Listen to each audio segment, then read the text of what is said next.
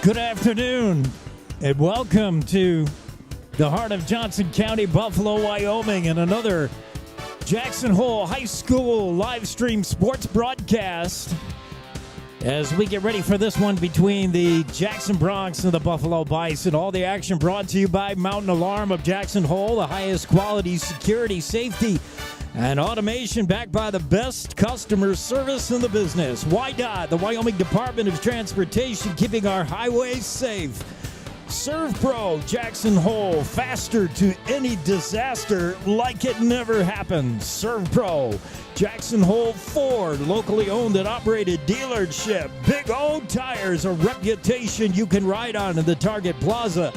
Town Square Inns of Jackson Hole, the Antler Inn, Elk Country and Cowboy Village Resort, and 49er Inn and Suites. And Blue Spruce Cleaners, green, affordable, convenient, and friendly dry cleaning service.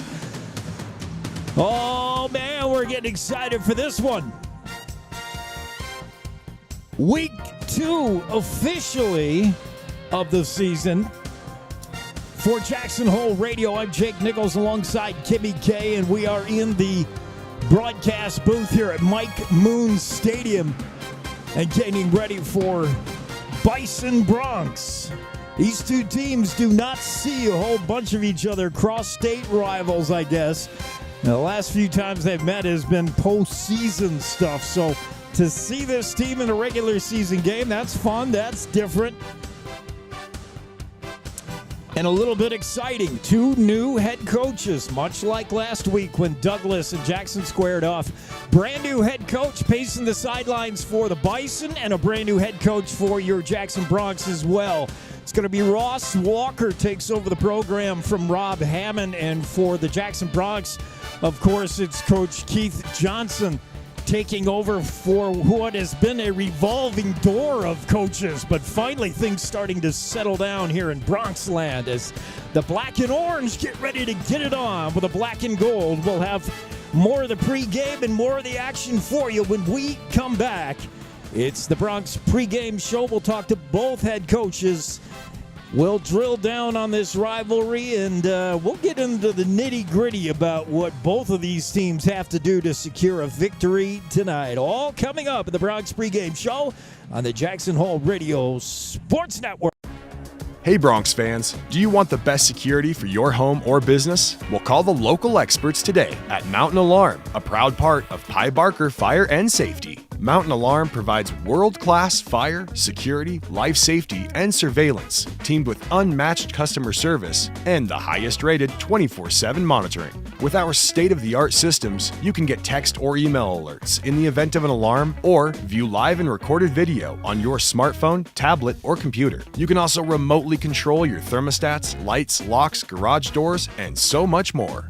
Call 307-733-5844 or visit mountainalarm.com today to get a free assessment and no obligation quote on a new or upgraded system for your home or business.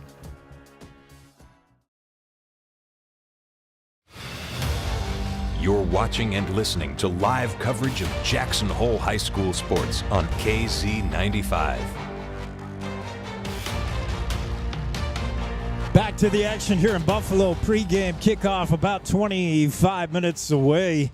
And, just a reminder of the way you can join us. KZ95, of course, on the radio, 95.3 FM. If you're driving around your car, if you got a radio in your house, I have to ask why. But yeah, maybe you've got a radio somewhere. You can also hear us on the internet radio, kz95.live. So that's two ways to hear the audio. If you want to see the moving pictures, we invite you into our YouTube channel. Just open up your YouTube application, type in Jackson Hole Radio. That's our channel, and you'll get right to us. If there's a live game taking place, you'll go right to it. If not, you can see the archive on-demand games. Go back and watch any basketball, football, baseball game you want to see. We got it all for you on our YouTube channel. Buffalo Bison committed to this game ranked number 6th overall out of 10 teams in the 3A. Jackson Bronx ranked number 9 out of 10 in the YO Preps coaches and media poll. So take that for whatever you want to take it for. The Buffalo Bison have played one game. They're 1-0. They beat Newcastle, a 2A team, so they stepped down in conference last week. They won 42-14. The Bison did, coming off a victory. Jackson Bronx coming off the loss at home last week to Douglas, Douglas just made it to number 3 the ranks. So Douglas is a real good football team, and I thought Jackson played them well. Jackson comes into this one with an even 1-1 record. Take a look at some of the nitty-gritty. Jackson offense averaging about 32.5 points per game. Again, these stats very, we haven't had a big snapshot to get these stats in. You're looking at the number 7th ranked offense, about middle of the pack for the Jackson Bronx, and you're looking at the number 6th ranked defense, surrendering about 20 points a game and 250 yards a game. So Jackson does everything fairly well. What Jackson does notably better than most teams is their passing game. Grant Johnson has been good in 2 games. This is the number 2 ranked passing attack in the 3A and the number 2 ranked pass defense in the 3A. So that's what the Bronx got going for them. For the Bison, well, they run the ball. They don't throw much. They love to pound it, and they always have. Their offense pretty good so far in just the one game to judge from. And again, that was against Newcastle, a 2A team. But right now, Buffalo, the number 1 rushing offense by the numbers in the 3A. 273 yards they rolled up on the ground last week.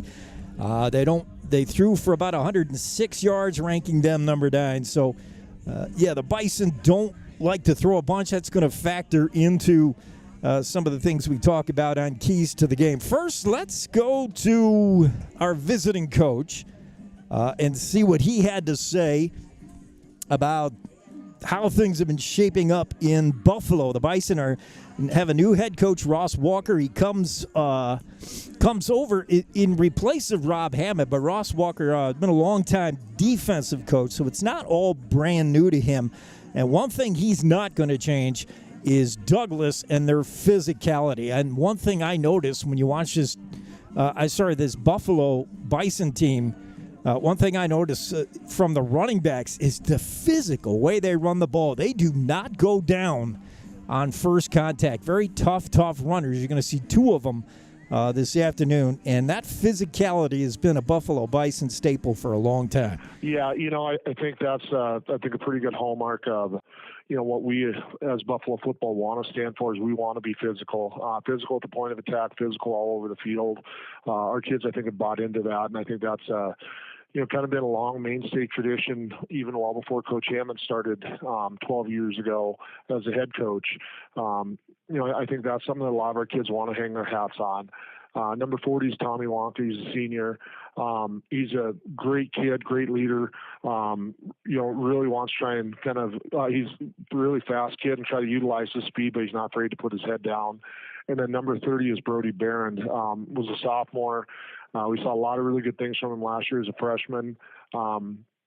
Super willing to just stick his nose in there and, start working downhill. He's worked his butt off in the weight room this summer and is really packed on some pounds. Has really gotten a lot stronger, and he's a kid that relishes physicality and contact, and kind of gives us a nice 1-2 punch and gives us some good depth at running back there, which has been really nice. As you heard Coach Walker say, it is a 1-2 punch. It's two running backs you're going to see a bunch of. Tommy Wonka is supposedly the bigger, more physical runner at 5'11", 165. But Brody Barron, to me, the sophomore, is every bit as tough runner, 5'9", 175 pounds, and he just refuses to go down. It's a pretty good backfield they got there. But really, when it comes to offense, the guy you got to stop is number 4, Zane Huber, the senior. He's their standout all-around guy. Heck of an athlete.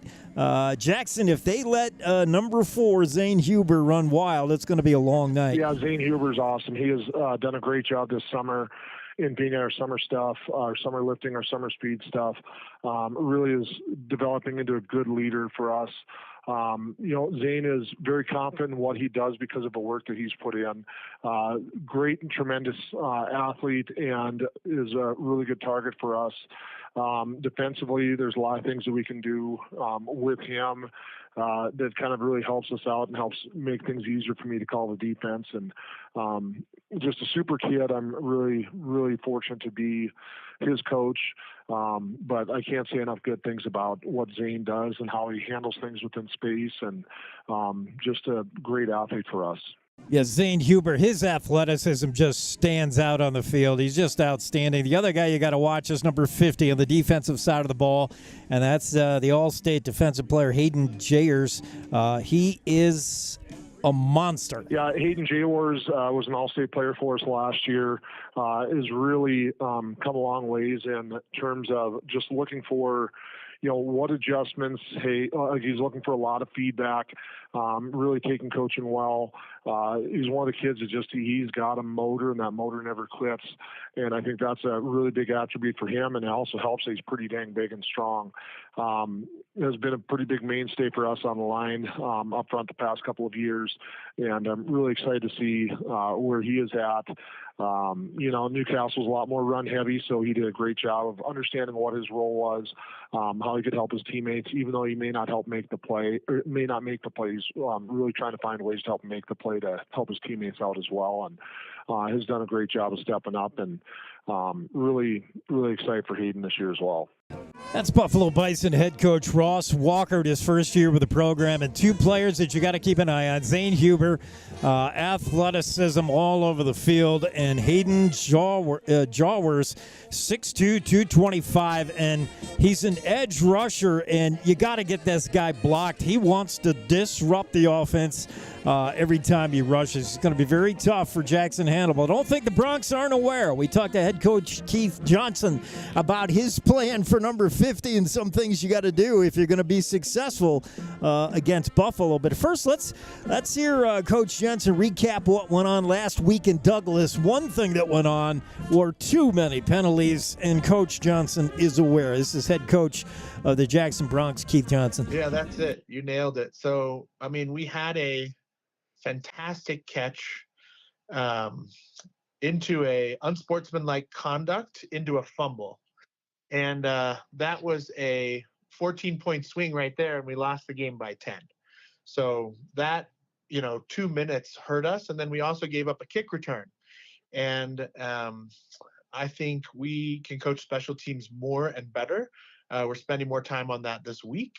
And then last but not least, I didn't think we had our defense in the right position to win. And we had a lot of chatting about that as coaches. So that one I would put more on the coaches than the kids, that our alignment for some of that spread wasn't where it needed to be. And so defense is alignment and then assignment, right? That's how it works. And I thought our alignment was off, and that's a coaching problem. So that's going to be fixed this week. It is fixed.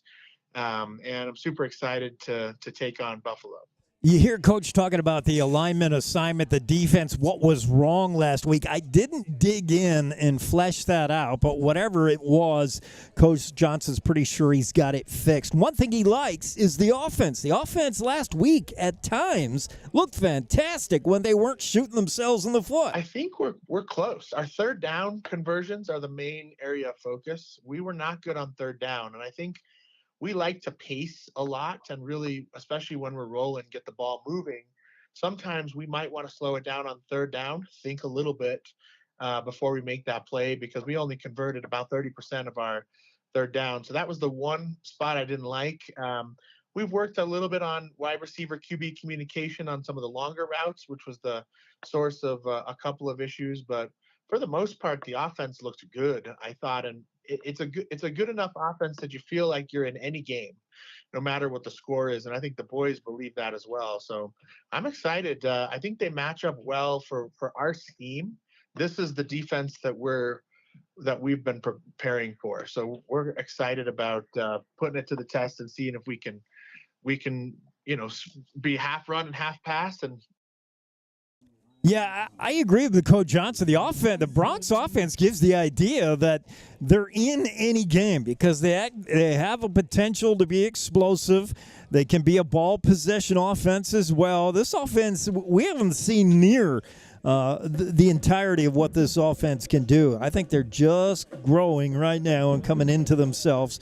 Buffalo's going to present some problems, and we did talk about number 50, Hayden Jawers. He's going to be a problem. You got to get him blocked, and that's not the only thing. So here's what Coach Johnson had to say about these Buffalo Bison. The strength of their team is their size and their physicality, and they're big up front. That's what's really springing those running backs up. They run the ball a lot. So far they've run the ball about 70% of the time. So, and when they pass, they're looking for one guy. And so that makes our game plan pretty straightforward in terms of what we need to do and how aggressive we need to be on defense, shutting down the run. So this is one of those hard hat weeks where we go, face mask to face mask and see if we have what it takes to stop a strong running team. But pretty excited about our scheme, and hopefully we've adjusted and done exactly what we need to do to take them out. Yeah, Coach Johnson's saying it's going to be hat on hat. This is going to be the Clash of the Titans on Friday the 13th. Yeah. It's Friday the 13th. It's zombie night here in Buffalo. All the cheer squad for the Bison are dripping in blood. I saw it before the game, and I thought, was there an accident on the way here? And they said, no, it's Friday the 13th, you dummy, you OG. And I'm like, oh, yeah, okay. What? You didn't know it was Friday the 13th? I knew that, but I didn't put it two and two together. I see a bunch of bloody cheerleaders, and I was like, wait a minute. Cheerleaders. Where do you see bloody cheerleaders? You got to look close. They got it like on their leg. They put blood on their legs. Oh, okay. Yeah. All right. I see it now. All right. Coming right back. Keys to the game and more as we drill down on this rivalry between the Buffalo Bison and the Jackson Bronx. More of the pregame on the Jackson Hole Radio Sports Network. Experience Jackson Hole like a local while staying at the Antler Inn, Elk Country Inn, Cowboy Village Resort, or 49er Inn and Suites. With the best entertainment, dining, shopping, bars, and brews all in walking distance, you'll never want to leave. Call 1-800-4-TETONS or find them on the web at townsquareinns.com. Let's get back to the live action on KZ95. Here's Jake Nickel. Yeah, we are back to the action.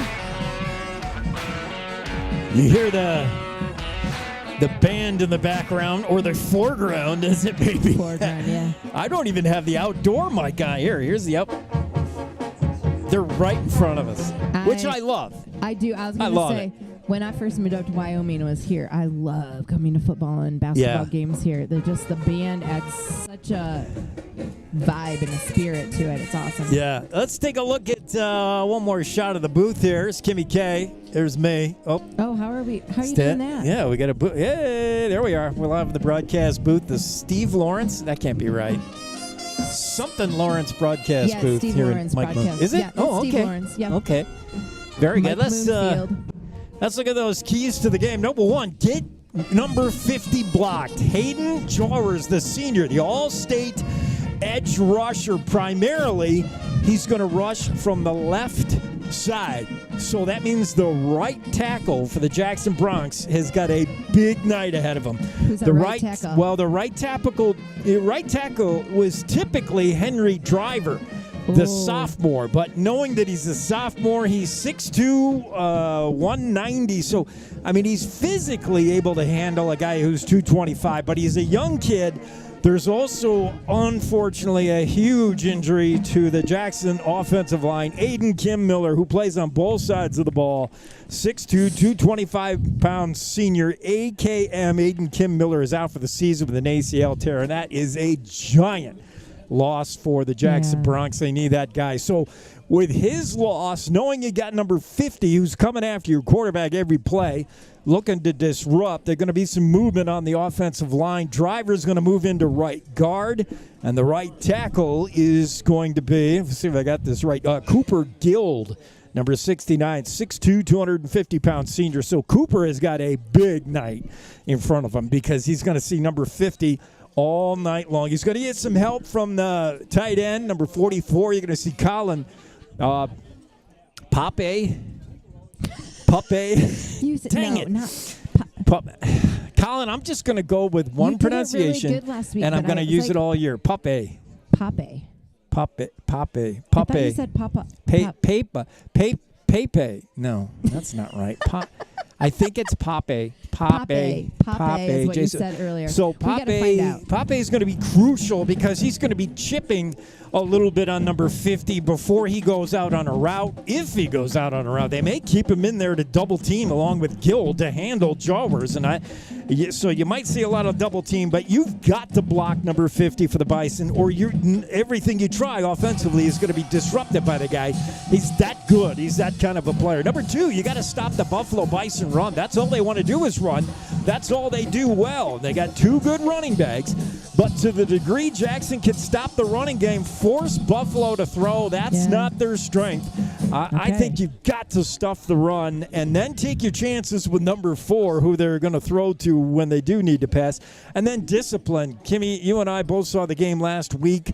The after the whistle flags, the specials, it's a young team, right? And they young teams really good, do dumb things because you're learning. Yeah. I mean, you're still learning. Discipline going to be key. Stop the run, discipline, and get number 50 blocked no matter what you do. That's our advice from the Steve Lawrence booth here at Mike Moon Stadium. And we are getting close to kickoff. Let's take another quick break. Come right back with more in the pregame show. You're enjoying Bronx football pregame on Jackson Hole Radio Sports Network. When fire, water, mold, or other damage threatens your home or business, hand the cleanup over to the company that stays with you every step of the way. The trained professionals at ServPro handle everything from commercial water loss to residential handyman services and everything in between. Call ServPro of Jackson Hole at 307-342-1400 anytime, day or night, to schedule an appointment. That number, 307-342-1400 for ServPro. Let's get back to the live action on KZ95. Here's Jake Nichols.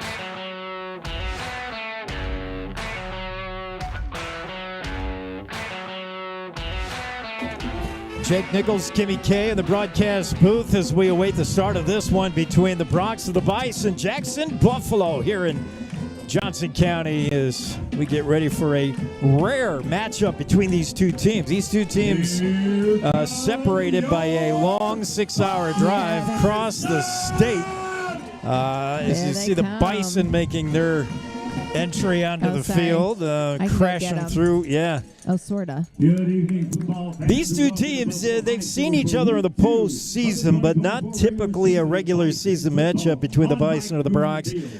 They've met just 9 times in their history. Jackson is 4-5 all time against Buffalo. 4 wins out of the 9 meetings, including a 21-10 loss going back in 2022. And then who could forget when Jackson beat up the Bison in Jackson in the playoffs in 2021. 75-27 was the final in that one. And Hazen Camino of the Buffalo Bison accounted for about 20 of those 27 points. He almost single-handedly beat the Bronx. But, the last 3 matchups, 2 of them have gone Jackson's way. But this one's going to be really close. These two teams pretty evenly matched, in my opinion. It's going to be tight. As we take a look down to the field and get ready to start this one with the national anthem, let's join the broadcast booth. Let's go down below field level and get ready to get this game underway.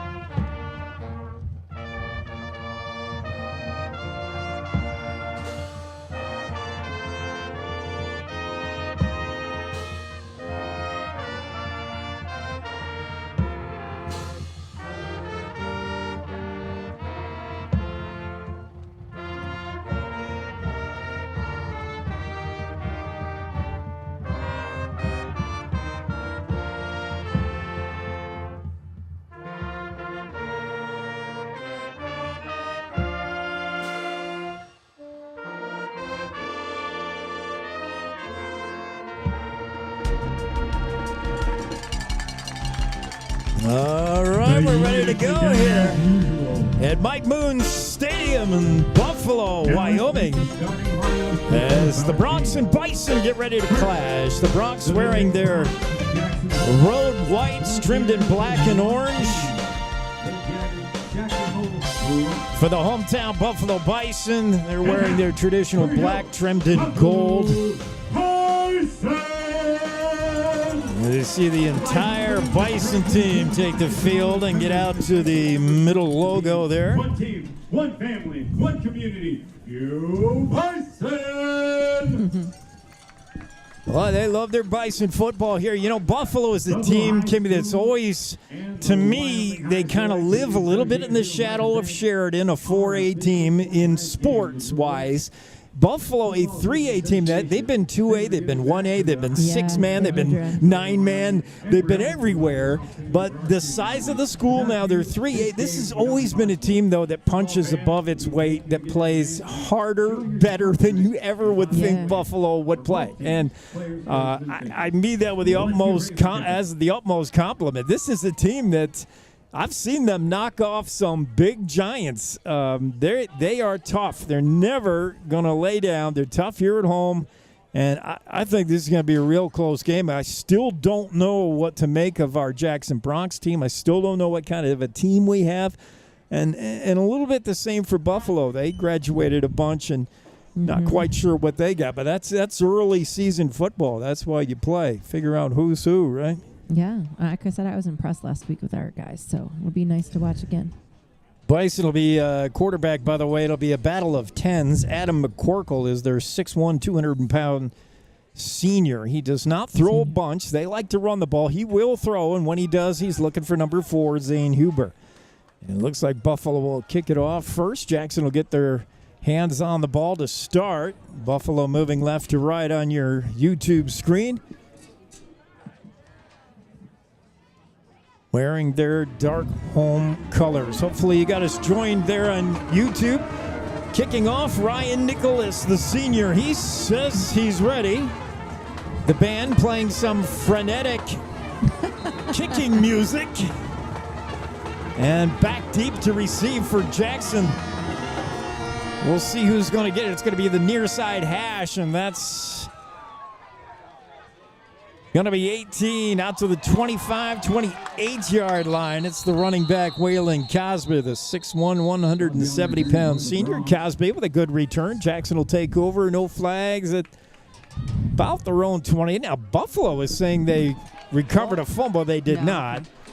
Cosby might have coughed it up there late, but the referee's saying it's Jackson ball. So Jackson dodges a bullet there. Turnovers, penalties, always an issue with young teams, always an issue early in the season. Last week they were beyond an issue. They were the whole game. Like, I was going to say, yeah, there was a play that I think we walked down the field. I've never seen moving down the whole field and just by penalties. Just walking. I don't think there was any running, any throwing of a ball. I know. Most of our highlights were referees walking the ball like 15 yards down the field from their own 30. Jackson first action from the pistol, and they give us to Cosby. Second man through, and there's not a lot there. He picks up a yard, that's all, and getting up out of the pile is Hayden Jawers, number 50. Jawers is lined up on the right edge this time, and I'm telling you, that's different from where he'll go either side, left or right, but right now Jawers is trying the left tackle for Jackson just to be different. And the left tackle is Rice Robinson. And he's a good one, but that's a lot to ask to get Jawers blocked. Second down and 9, looking to throw. Johnson has time, fires, hit as he throws, and the ball was almost intercepted. He intended for Tyson Kendall, but coverage was good. And Johnson didn't get as much on it as he wanted to. Just as he stepped in to throw, he was contacted behind the line of scrimmage and caused him to underthrow that ball a little. Tyson Kendall, it's difficult to overthrow that guy. He's got a ton of speed. You just want to air it out. That ball almost picked off. And in on the coverage, I believe, is Thomas Wonka. So a big 3rd and long coming up. 3rd and 9. Jackson has to get to their own 40. Grant Johnson rolling right, trying to stay away from Jawers. Has a man. It's complete. And that'll be a first down. Big play for Jackson and a big 3rd down conversion. That's Liam McPeak on the far sideline. Complete out to the 44-yard line. So a 13-yard completion. And Jackson's in business as they move the sticks. It's something they struggled with last week, 3rd down conversions. You hope Coach Keith Johnson talk about that. If I could spit it out, Johnson gives the first back through, and a big 11-yard run. Who is that? That's Matthias Wilson. Sorry, Matthias, I didn't recognize you. I don't have my glasses on. I can't see that far. Darn it. Wilson, 6'1", 230. He doesn't look that big. That can't be right. Small. Look how high up we are. They could look. They're bigger when you stand in front of them. If that's Matthias Wilson, he does not look that big. They go to Wilson again, who's kind of running the fullback there. And Wilson pounds ahead for about 5. It'll be 2nd and 5. Jackson now doing it on the ground. Oh, they're going to give him 4. 2nd and 6. I suppose it's okay now to tell Buffalo that the Bronx game plan was going to be to run a lot of bunch, double tight end, and try to run the ball. But here they spread it out. They're looking to throw. Pass dropped. Wide open, incomplete. I don't know if it would have been enough for a first down, but Noah Zelaznik could not pull it in, the tight end. Good pass by Johnson. He just could not haul it in off his hands. So it'll bring up 3rd and 6 now from the Bison 41-yard line. Jackson in Buffalo territory. It's their first drive. We're just underway. 2 receivers to the left. It's Logan and Kendall. And Grant Johnson is looking that way. No, he's going to throw underneath. Nice catch there by Zelaznik, but that's going to be short of the sticks, and it'll bring up a big decision here for Coach Johnson. This time, Zelaznik holds on. It's a gain of just a couple. It'll bring up 4th and 3. What do you do here, Kimmy? Run it. They're going to go. I'm going to go run it. Go for it. It's a short distance. Go run for it. 4th and 3. You want to run it. If you're running, you probably want to run away from Jaward. Or just away from anybody that's in black and gold. Yeah, run away from all of them, yeah. Hayden Jawers. Uh-oh. And we got a holding penalty, and I didn't even see the flag on that. Did you? All of a sudden I saw us walk, and then I was like, uh-oh, something happened. This may factor into your decision here. Now we're not going to run. The holding penalty, well, it'll still be 3rd down, so now. Oh, yeah, it goes back to 3rd down. Yeah, that should be 3rd and 16. For Jackson as Grant Johnson sets him up. Now whistles before the ball is snapped. And what happened here? I didn't see any movement. I think They just didn't have this. Yeah, that's a referee timeout. I think Liam Logan's tying his shoe, number one. Number two, the scoreboard was showing 4th and 16. Now it's showing 3rd and 16. 9:17 to go in the first. I believe that was for Logan to retie his cleat. Okay. Yeah, we got to be safe out there. Yeah, you have to. Logan's ready. It's Logan and Zelaznik here on the near side as the wideouts. 2 wideouts to the right are Kendall and Logan. Looking to throw. Johnson got a man. It's Tyson Kendall caught, and he's hit immediately at the 40-yard line. Ryan Nicholas made the stop, but a nice play by Johnson. That was good coverage. Johnson just put it right where it had to be. And now you get that 4th and short, and they're going to go right back to that 4th and 4 I was talking about. Liam Logan down here at the bottom of your screen. Keeping an eye on him. 2 receivers to the right. In the backfield with Johnson is, not sure who that is. Can't get a number. Snap, fake handoff, and Johnson going to look to run it. That looks like a design run, and that's Jars. That's Hayden Jars as he sacks Johnson for a loss of 5. And that'll turn the ball over, and you just got to get that guy blocked, and it's difficult. Yeah. Now, I don't know. Coach Johnson and the Bronx have been watching game film. There's the only game film that exists for Buffalo was the Newcastle contest last week. I watched it as well, and Jars lined up at the left defensive end, not the right. So maybe you thought he was going to be over there. I don't know. But obviously when you're on defense, Jars can go wherever he wants, left or right. He's been on the right side here mostly. Here comes Buffalo now on the turnover on downs. Their own 45-yard line up under center.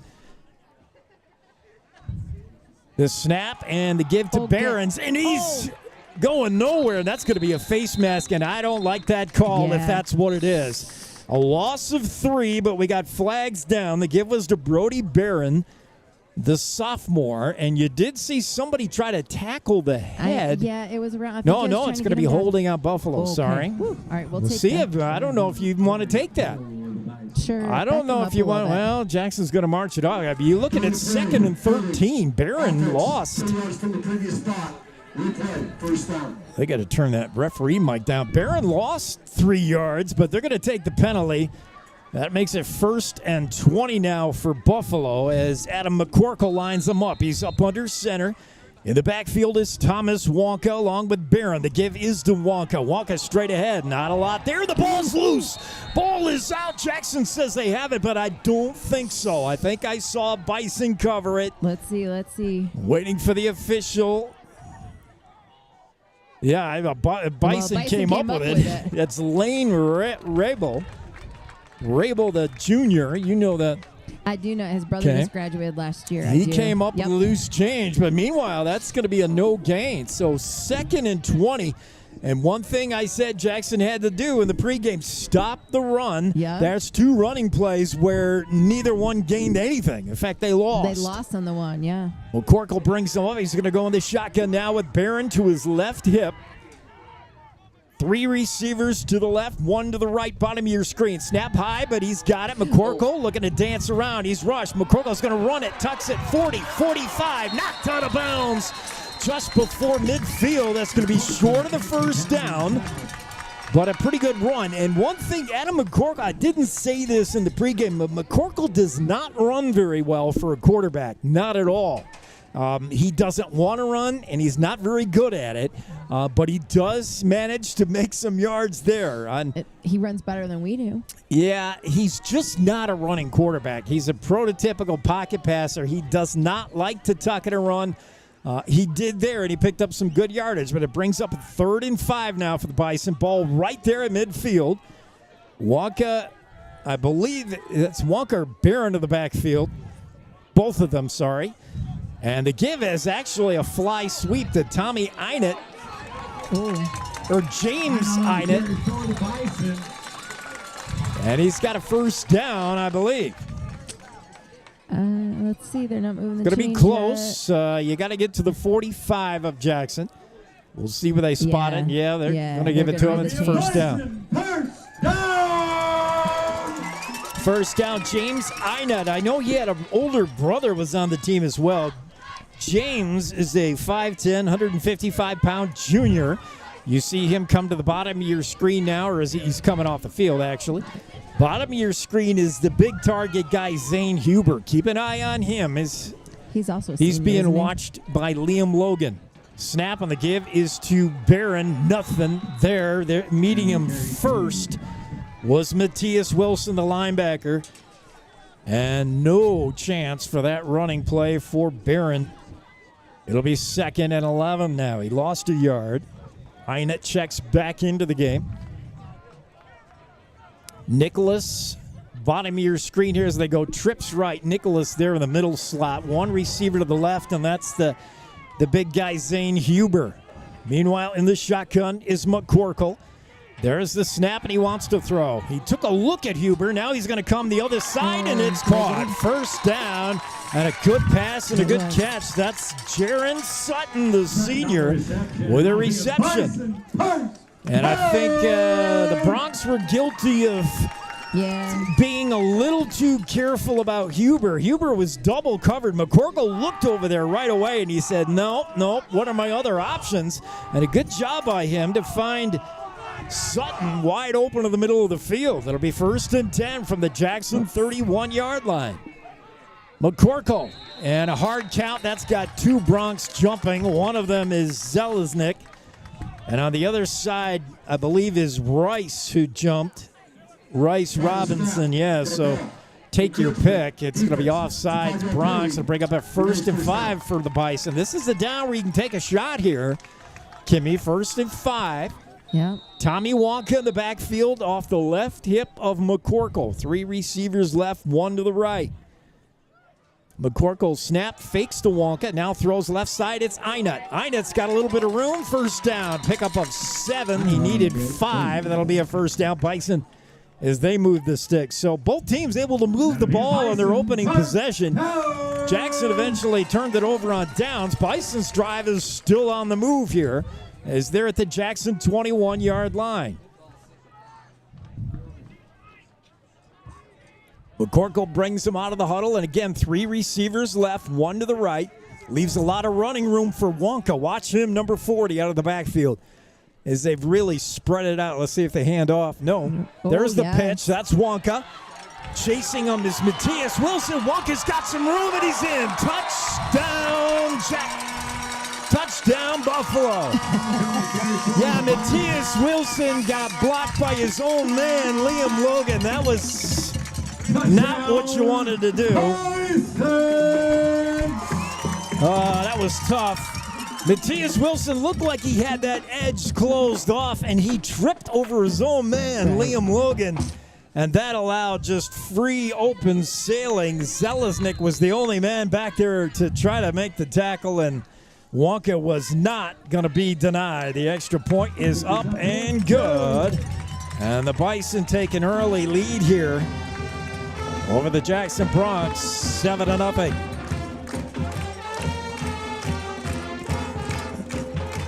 Now Thomas Wonka, the 5'11", 165-pound senior, is one half of the 2-headed monster that is the running game of Buffalo. And he showed you a little bit of speed there. He's the speedier of the 2 guys.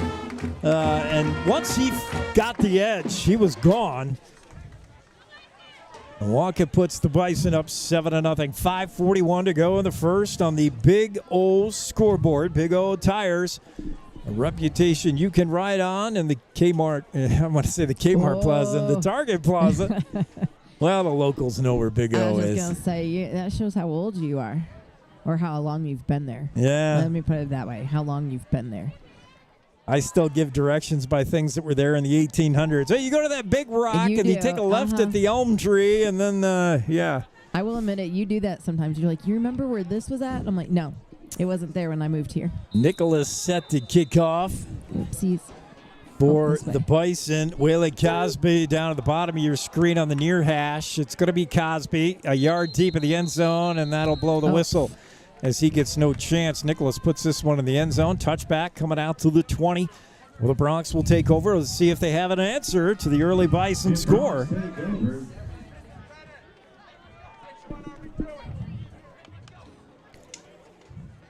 7-0. Buffalo and Jackson looked pretty good on their first drive. They converted that 1 3rd and long, but yet you got to stay away from the 3rd and longs here. McPeak split wide to the right. Logan down at the bottom of your screen.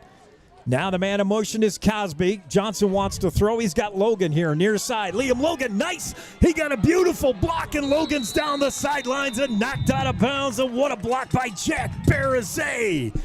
Oh, my, as he opened the way for Liam Logan to scamper down the near sidelines, and a big play for Jackson as that one goes 17 yards to the 37. 1st and 10, Bronx. Johnson looking to throw, wants Cosby out of the backfield. Got him, and he's got blockers in front of him. Cosby with a pickup of about 6. He had Zelaznik in front of him, but Cosby didn't even want to wait for the block to get set up. He's like, I'm going to find my own way here. Jackson going no huddle, trying to bring up the pace here. 2nd and 4. 3 receivers, bottom of your screen. 1 to the right. Johnson to give to Cosby. Straight ahead. Whalen finding not a lot of running room there. He's stacked up, coming in at the bottom of that pile. Big number 53, Brody Hansen, the 6-foot, 170-pound junior. Puts the clamps on Cosby. It'll be 3rd and 5. Johnson hard count, almost got the Bison jumping. Now he looks to the sidelines to make sure he's got the play right. Cosby in the backfield with him. There's a snap. Johnson gives to Cosby. He's coming near side, and Jars just pulls him down with one arm. Did you see that? It was just a one-arm tackle by Jars. I can't see that far without my glasses. Cosby's not easy to bring down. Here's the replay. Did it work? And Jars just whoop. This brings out his left paw and pushed Cosby down. 4th and 3, Jackson's going. The ball in their own side of the field. Johnson the give to Cosby. Puts his head down, 1st down run, and that is gambling right there, baby. Oh, my. Riverboat gambler coach Keith Johnson elects to go for it and does it on the ground. Now, they ran away from Jars that time, and that's probably a good idea.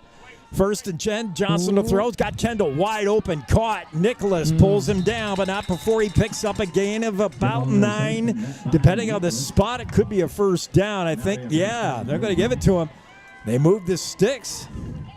Nicholas pretty close in coverage, but Kendall, good, sticky hands. Yeah.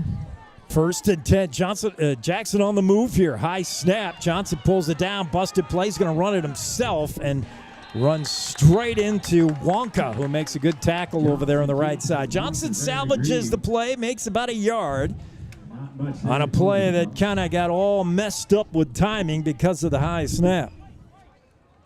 2nd and 9, 3:17 and counting. Jackson going no huddle this whole drive as they want to pick up the pace and try to answer the Bison score. Jackson trails 7-0 in the early going here. Johnson, shotgun snap, give. Not much there, a loss of about 3, and that's Jeshua Flores, who just had no chance. The young sophomore running back. Flores got pretty good initial speed. I see he's got real good burst, but he never got a chance to show us there. He was tackled behind the line of scrimmage, and now we're going to get a timeout. Whoa. Jackson Bronx want to talk things over. We'll stay here. This timeout brought to you by Jackson Hole Ford. Their meet or beat any offer. Their low overhead means you win every time. Best deals in Idaho Falls, Salt Lake, Denver? No. Jackson is where you can find the best deal at Jackson Hole Ford. Don't drive.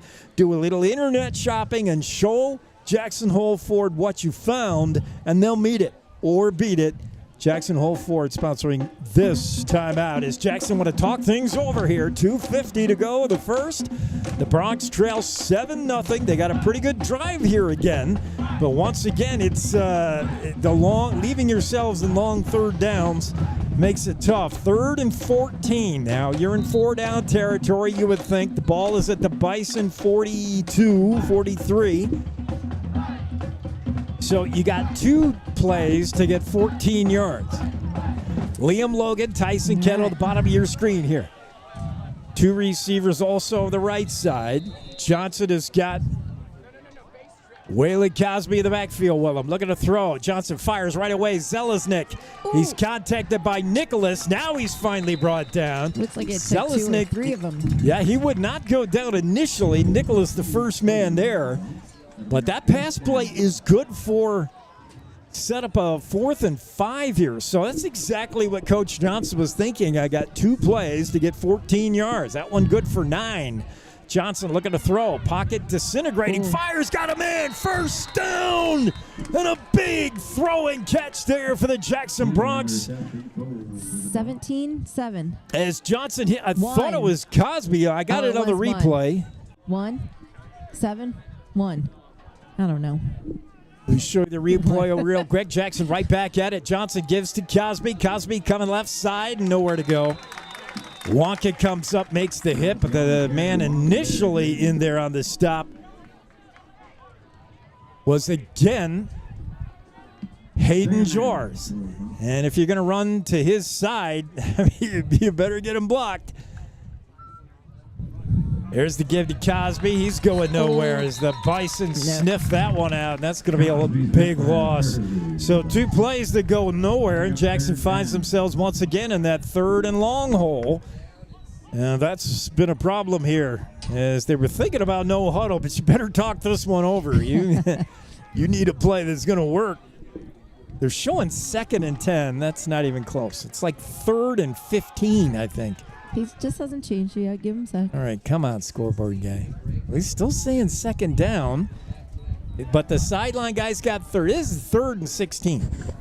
Oh. Snap to Johnson, looking to throw. He's being rushed. Fires. Got Tyson Kendall over the middle. Tyson Kendall with a big catch, and that's a first down. Bronx, no flags on the field. I'm liking that. Oh, my. Let's take a look at that one again. As Johnson, you had time, fires straight ahead. Kendall's wide open in the middle. Makes a big catch. 1st and 10, Jackson at the Bison 10-yard line. Johnson wants Cosby out of the backfield. Right side. Cosby going to cut it back inside. Wayland Cosby puts his head down and he's in.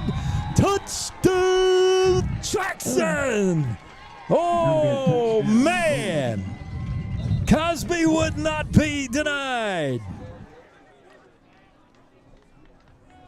Big run there. We'll see what the PAT does, but I like that play design. Cosby got a few blocks out there and just cut it back inside to see if Jackson goes for 2. No, they're going to kick. It'll be Alexi Balag, the kicker, the 5'11", 155-pound sophomore.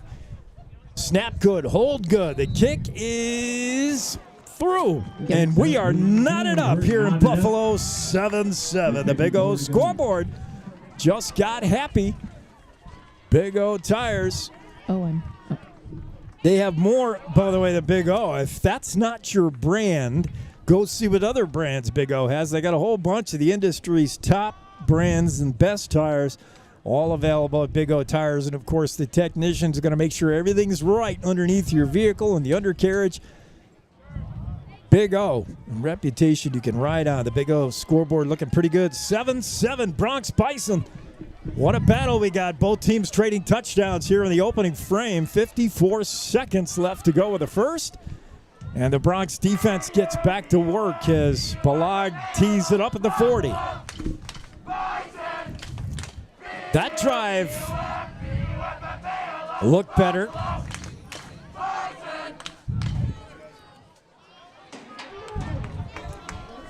Balag ready to kick. Deep to receive is the dangerous Zane Huber. The kick is going to be to Huber. And now they're going to blow this one. Dead good kick by Balag, by the way. That was going to be about a yard deep in the end zone. I don't know if Huber would have had a chance. And somebody was offsides, getting a little run happy. Special teams, a little bit of an issue last week. Coach Johnson talked about it. Jackson surrendered a run back for a touchdown on a kickoff that was, to me, just the time it happened just took the air out of the sails of Jackson. It was such a 7-point swing that Jackson Bronx never recovered from that. And that's another special teams miscue. That would have been, now remember that would have been a touchback. Now you're going to allow Huber a run back. And you better put a hat on Zane Huber, I'll tell you that. Watch this kid, number 4, back to receive as Balag, and there's another bad start. And, yeah, Jackson just cannot get it together here as Alexi was ready to go, but the team was moving before him. Is Alexi going to march off his own penalty? No. What is he doing? I don't know. Like, maybe he thought it was. I don't know what just happened there. I think Balag and the rest of the Bronx thought that was a penalty. That's not a penalty. You don't all have to move at the same time. You just, all right, there's the kick. That's going to be short. Huber's not even going to get his paws on this one. That's going to go to the up back, but this is going to be another good return. That's Einut. Einut just will not go down. James Einut with a run back to the 45-yard line, and Jackson has to do a better job of their kick coverage. And that first kickoff would have been, I'm going to go back to it, that would have been a touchback, ball at the 20. That's a 25-yard swing because of, I don't even know what happened. I know, but you always tell me woulda, coulda, but no, it didn't happen. So we got to go with this one. Well, Einut with a good return to set off Buffalo with great field position here. 1st and 10 from their own 45-yard line. Ball on the left hash, far hash. As we have an injury timeout on the far side. A Bronx player is down. We told you earlier in the pregame, Jackson will be without Aiden Kim Miller and AKM, but that's a huge loss for Jackson. We were boasting on Jackson's pride this year being that offensive and defensive line. They're big, they're experienced, the leadership. And then Aiden Kim Miller goes down last week, and it just leaves a huge hole. Just tough to overcome that. And we hope Aiden Kim Miller can get back in the action maybe this season. Meanwhile, another guy that Jackson can ill afford to use, Matthias Wilson, who is probably one of their best linebackers. We have not called Tate Wiley's name yet. I'm not sure if I've seen him, but Jackson's got a pretty good young mobile linebacking core. They're going to be asked to make some tackles here as Buffalo loves to run, and Jackson Bronx trying to stop that run. Wonka's run around the right side for a touchdown last time the Bison had the ball. In motion is Einut, who just returned that kick. Meanwhile, the give is to Wonka straight ahead for 5. He's out to midfield. Thomas Wonka makes it 2nd and 5 for the Bison.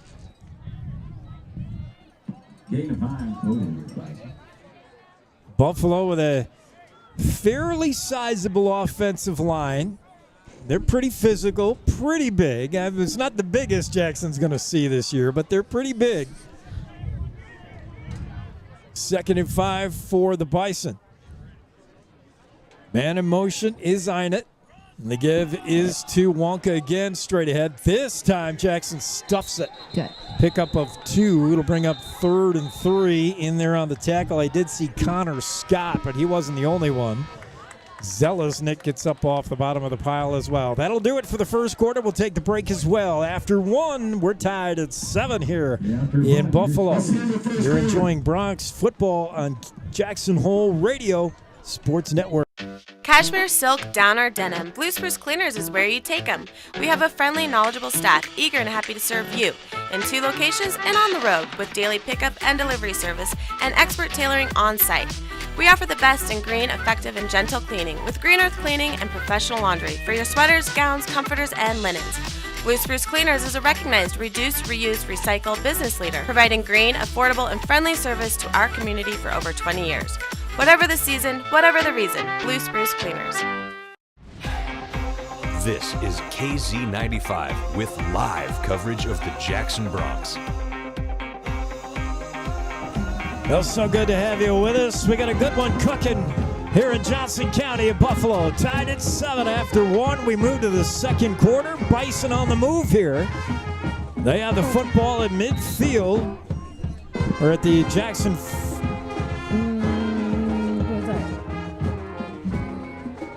Ball at their own 40.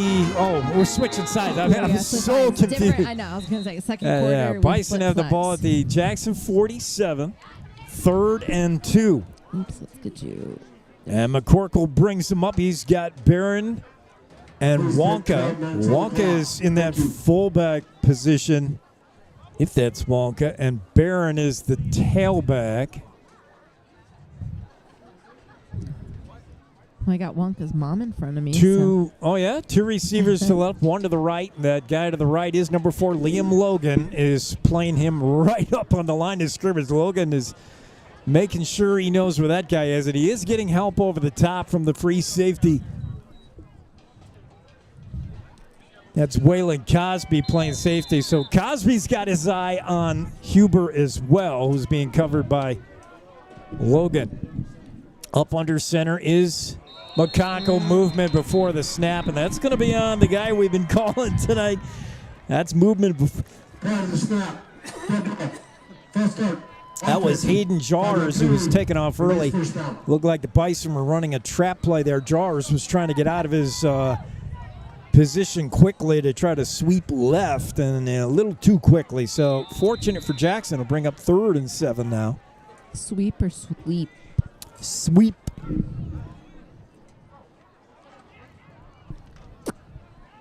Third and 7. Bison break the huddle. It's McCorkle. This time McCorkle is going to set up in the shotgun. In the backfield with him is Barron, the sophomore. 2 receivers, 3 to the right, 1 to the left. McCorkle wants to throw, has time, now flushed out of the pocket. Barazay, Zelaznek, and the pass is complete. I don't know how. And now a fumble, and the Jackson Bronx have recovered.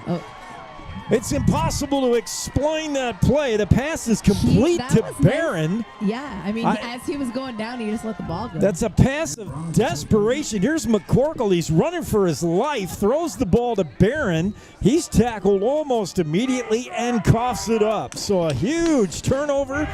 Jackson football, and the Bronx take over the Bison 44-yard line. 1st and 10. What a big play and a big turn of events there. And that was all from the pressure. It was Jack Barazay initially. McCorkle got out of his grasp, and then it was Zelaznek who just about brought McCorkle down for the sack, but McCorkle just let it fly, and I don't know if he even knew where that ball was going, but it luckily went to Barron, his running back, but Barron had nowhere to go and then fumbled. And that gets us here to the Jackson Bronx at the Bison 44. 1st and 10, Johnson in the shotgun. Give the ball straight ahead to Cosby. Looking right side. Cosby's got about 3, maybe 4. A good run over the right side. Anytime you don't get Jars contacting you in the backfield is a good run. I mean, I'm happy to see that. Jackson again going up tempo. Pick up a 3, 2nd and 7. Ball in that far hash. Grant Johnson gets the snap. He wants to throw this time. Has time. Firing. Looking left side. Wants Liam Logan. And he hung it up. And it's intercepted. Intercepted by Jaron Sutton. Sutton is going to be pulled down at his own 17. Oh, boy. Well, you can't fault Johnson, really. He underthrew that ball. He was looking for Liam Logan, and the ball was tipped by both Logan and the cover guy, who I didn't see was over there, and it went right into the hands of the free safety. He was just sitting there playing center field, and it's just, it's just one of those unfortunate things. So back-to-back turnovers. Bison fumble it into the Bronx hands, and the Bronx throw it right to Buffalo. Yeah. Maybe they'll do it again. Buffalo now will try again, this time from their own 18, 1st and 10. McCorkle in the shotgun. Calling for the snap, gets it. McCorkle is going to run behind the block of Thomas Wonka, and he's got good yardage here, pickup of 6. And again, I stand by that assessment that Adam McCorkle does not run well, but that was a design keeper, and you got Wonka out there blocking for you. And Thomas Wonka's a pretty big kid, 5'11", 165, threw a nice block. And a pickup of 7, 2nd and 3. Clock running, 10:45 to go in the first half. Tied at 7 here in Buffalo. As the Bison come out of the huddle, 3 receivers to the right, 1 to the left. Shotgun, McCorkle gets the snap, and again he's going to run right behind Wonka, and it's another first down run. This one not quite as successful, but a pickup of 4. They needed 3. That's a first down. Bison first down. Buffalo with the ball at their own 32-yard line and a fresh set of downs for the black and gold. Jackson's done a good job of stopping the run outside of that Wonka touchdown run. The Broncs have not surrendered a whole lot of rushing yardage. Remember, this is the number 2 rushing offense in all of 3A. Now, I know there's only one game for the stats to build on, and that was against Newcastle, a 2A team. But well, Buffalo's a team that's going to run all year. They did it last year. They did it the decade before, and they did it 5 decades before. Buffalo just runs.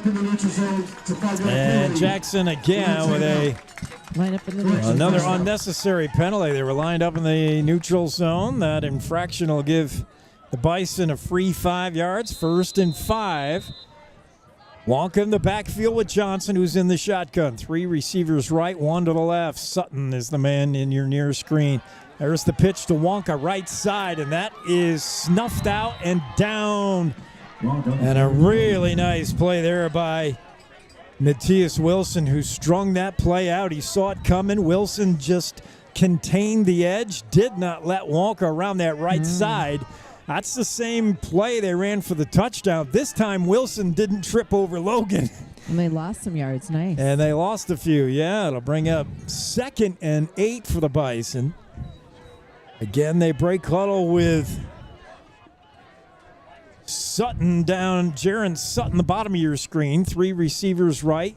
McCorkle looking to throw. And he's going to Sutton, who's hit immediately. And down he goes. Pick up, though, of a few yards. It'll bring up a 3rd and 2. There on the coverage, making first contact was Garrett Seals. And the sophomore, Garrett, you have got to wrap up. Garrett made an initial hit, but he didn't put his arms around the receiver, and he let him get a couple 3 yards after the catch. I know what Seals was trying to do. He was trying to make that first big hit when a receiver catches the ball, but the hit wasn't big enough. Seals isn't big enough, and yeah, you're better off just making the tackle, Garrett. Bring up 3rd and a long yard here for the Bison. And they're going to keep it on the ground with their quarterback, McCorkle, and he's got a first down, pick up a 3. And again, it's that designed run. And McCorkle's not going to be mistaken for Josh Allen, but he's taking advantage. Yeah, he's not going to fly over the line, but he is taking advantage of a big offensive line and the fact that he has a running back out there blocking for him. So he's been putting some rushing yards up. It's again going to be McCorkle along with Thomas Wonka off his left hip in the backfield. It's going to be Wonka straight ahead. Not a lot of running room, but he breaks tackles, breaks another, spins out of another one, and he fumbled, I believe.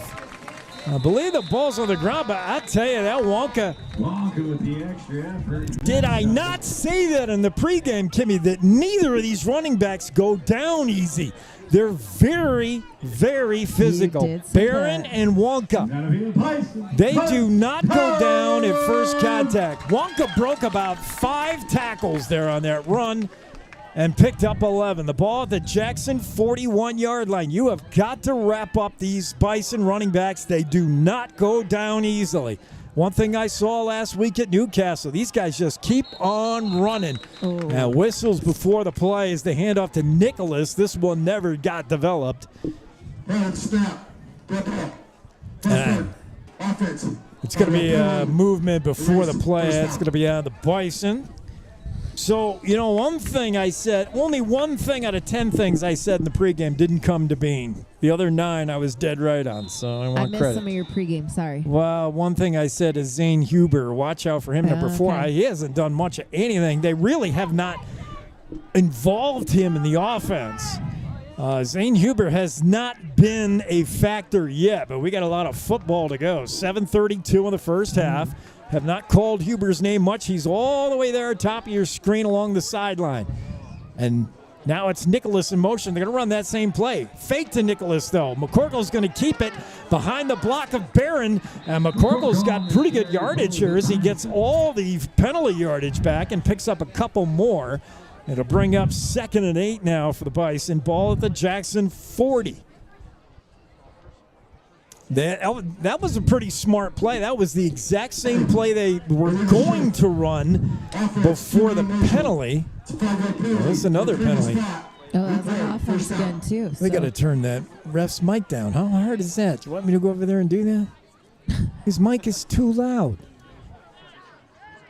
That's another Bison penalty, and penalties hurting Buffalo right now. 1st down and 20 for the Bison, all the way back in their own territory now, their own 49-yard line as McCorkle in the shotgun. Here comes blitz as the Bronx were coming with everybody. Pass to Einert, and he's not going anywhere. Good job by Barazay, who came over, but the initial hit made by Matthias Wilson, who's slow getting up, that's because he lost his hat.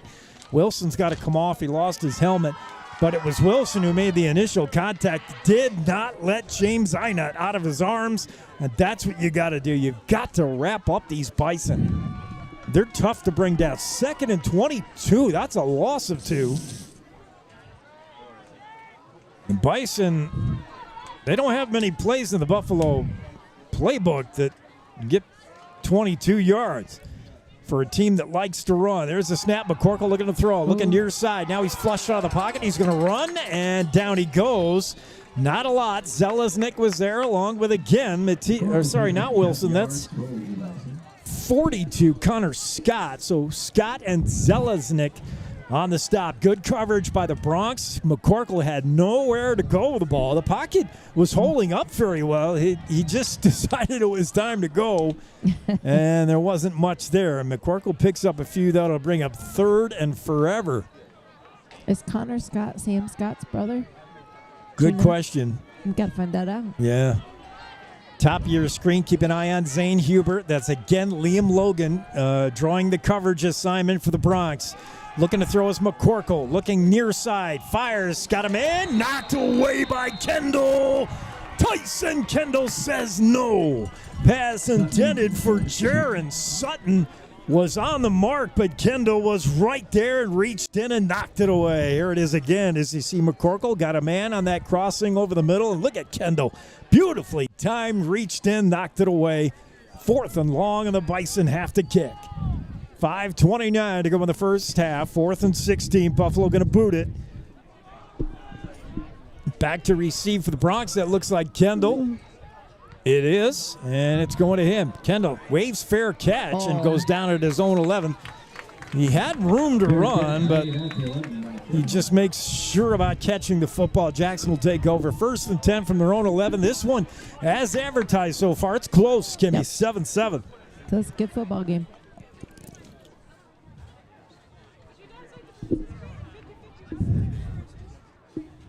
Jackson got to be careful here, backed up in the shadow of their own goalpost.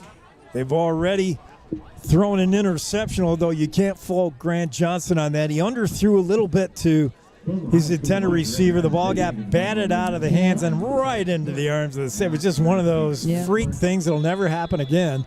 Tyson Kendall split wide to the right bottom of your screen. In the shotgun is Johnson with 2 running backs in the backfield. To give us to the first man through, that's Wilson. He's got some yardage here. Pickup of maybe 5. I think that's Matthias Wilson. Rodriguez, one of the first Bison agreement. That'll bring up 2nd down. Good first down run. Good safe call and a good first down run there. That is Matthias Wilson on the carry. And he's played a little bit in the backfield, sort of the fullback to Waylon Cosby, and that's how they'll do it again. Pistol formation. First man in there is Wilson, but it's going to be the 2nd man, Cosby. Nothing there, and he might have lost a yard. I believe he did lose. Yeah, it's going to bring up 3rd and 6 for the Bronx. 3rd down conversions, an issue last week. You heard in the pregame Coach Johnson talk about it. Had to get better. We'll see what the Bronx want to do here. Passing situation, 3rd and 6. Looking to throw is Johnson. Fires, far side, got a man, first down. Caught, knocked out of bounds, and that's going to be Liam Logan with the reception. out to the Jackson 25-yard line, and a really nice job. Grant Johnson makes quick decisions. That's what I like about him. He does. I mean, he looks at, surveys the field very quickly, and he finds the open guy and gets the ball out of his hands. He's very quick and decisive. Johnson again, quick and decisive. Fires. It's not incomplete. He was looking for, I believe, Logan again. This time, good coverage by Buffalo. It'll be 2nd and 10. Yeah, one of the things Johnson does well, he's got a big arm. We saw him throw some long balls last week to Kendall. Throwing to Kendall number 1 in what looked like deja vu all over again, Charity. We thought it was Seb running down for the pass. It was Kendall wearing the number 1. Here's Johnson to throw. Got time. Fired. Look at Logan. He's got Liam Logan wide open. And he can't pull it in. Liam Logan lost the handle. Getting over just in time. Jaron Sutton broke it up. Let's take a look at it again. They had him, though. Liam Logan had a few steps on Sutton, who came in and just did knock it out of his hands. Oh, that one almost worked. Now, put that in your pocket if you're Coach Johnson. Whatever that play was, come back to that thing in the second half, because Logan was open. And Liam should have pulled that in, but Sutton came over and gave him a little bit of trouble. That was close, 3rd and 10, and the Bison know they dodged a bullet. Coach Ross Walker's got to be breathing the sigh of relief.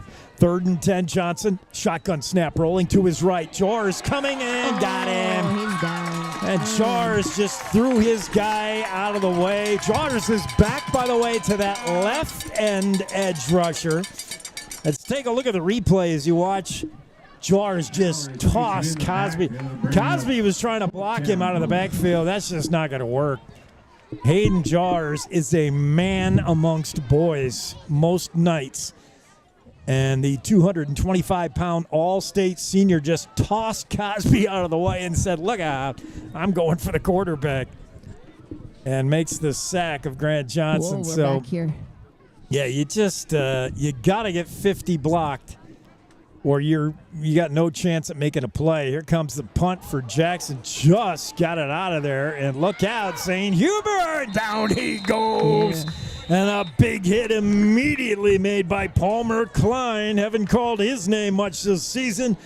But the special teams junior, 6'2", 175-pound junior, was right on Hubert like the number 4. They got number 4. They got your 3A patch. They got a bison on your jersey, and then they got number 80 for the Bronx. That's how close Klein was to Huber when he caught that ball. He was wearing them like a shoulder pads. 1st and 10, Bison in Jackson territory, though, at their own 40. Jackson 47. Bronx got a lot of guys in the box up on the line of scrimmage. They're not expecting pass, yet that it's exactly what it is. Caught and taken down, and this time a good tackle.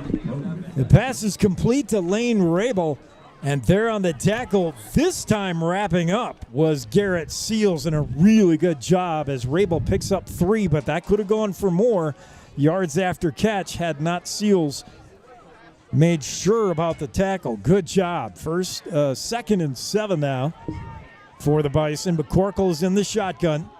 He's got Barron in the backfield off his left hip, but he wants to throw. Get pressured now. Flushed out of the pocket. Rolls right. Flags down. Pass caught. Breaks one tackle. That's Zane Huber, but this is all coming back. Unfortunately for Huber, that's the first time Zane Huber's been involved in a pass play. That's McCorkle's favorite target, but that's going to be holding. And I believe that was Tate Wiley who drew the hold, I think.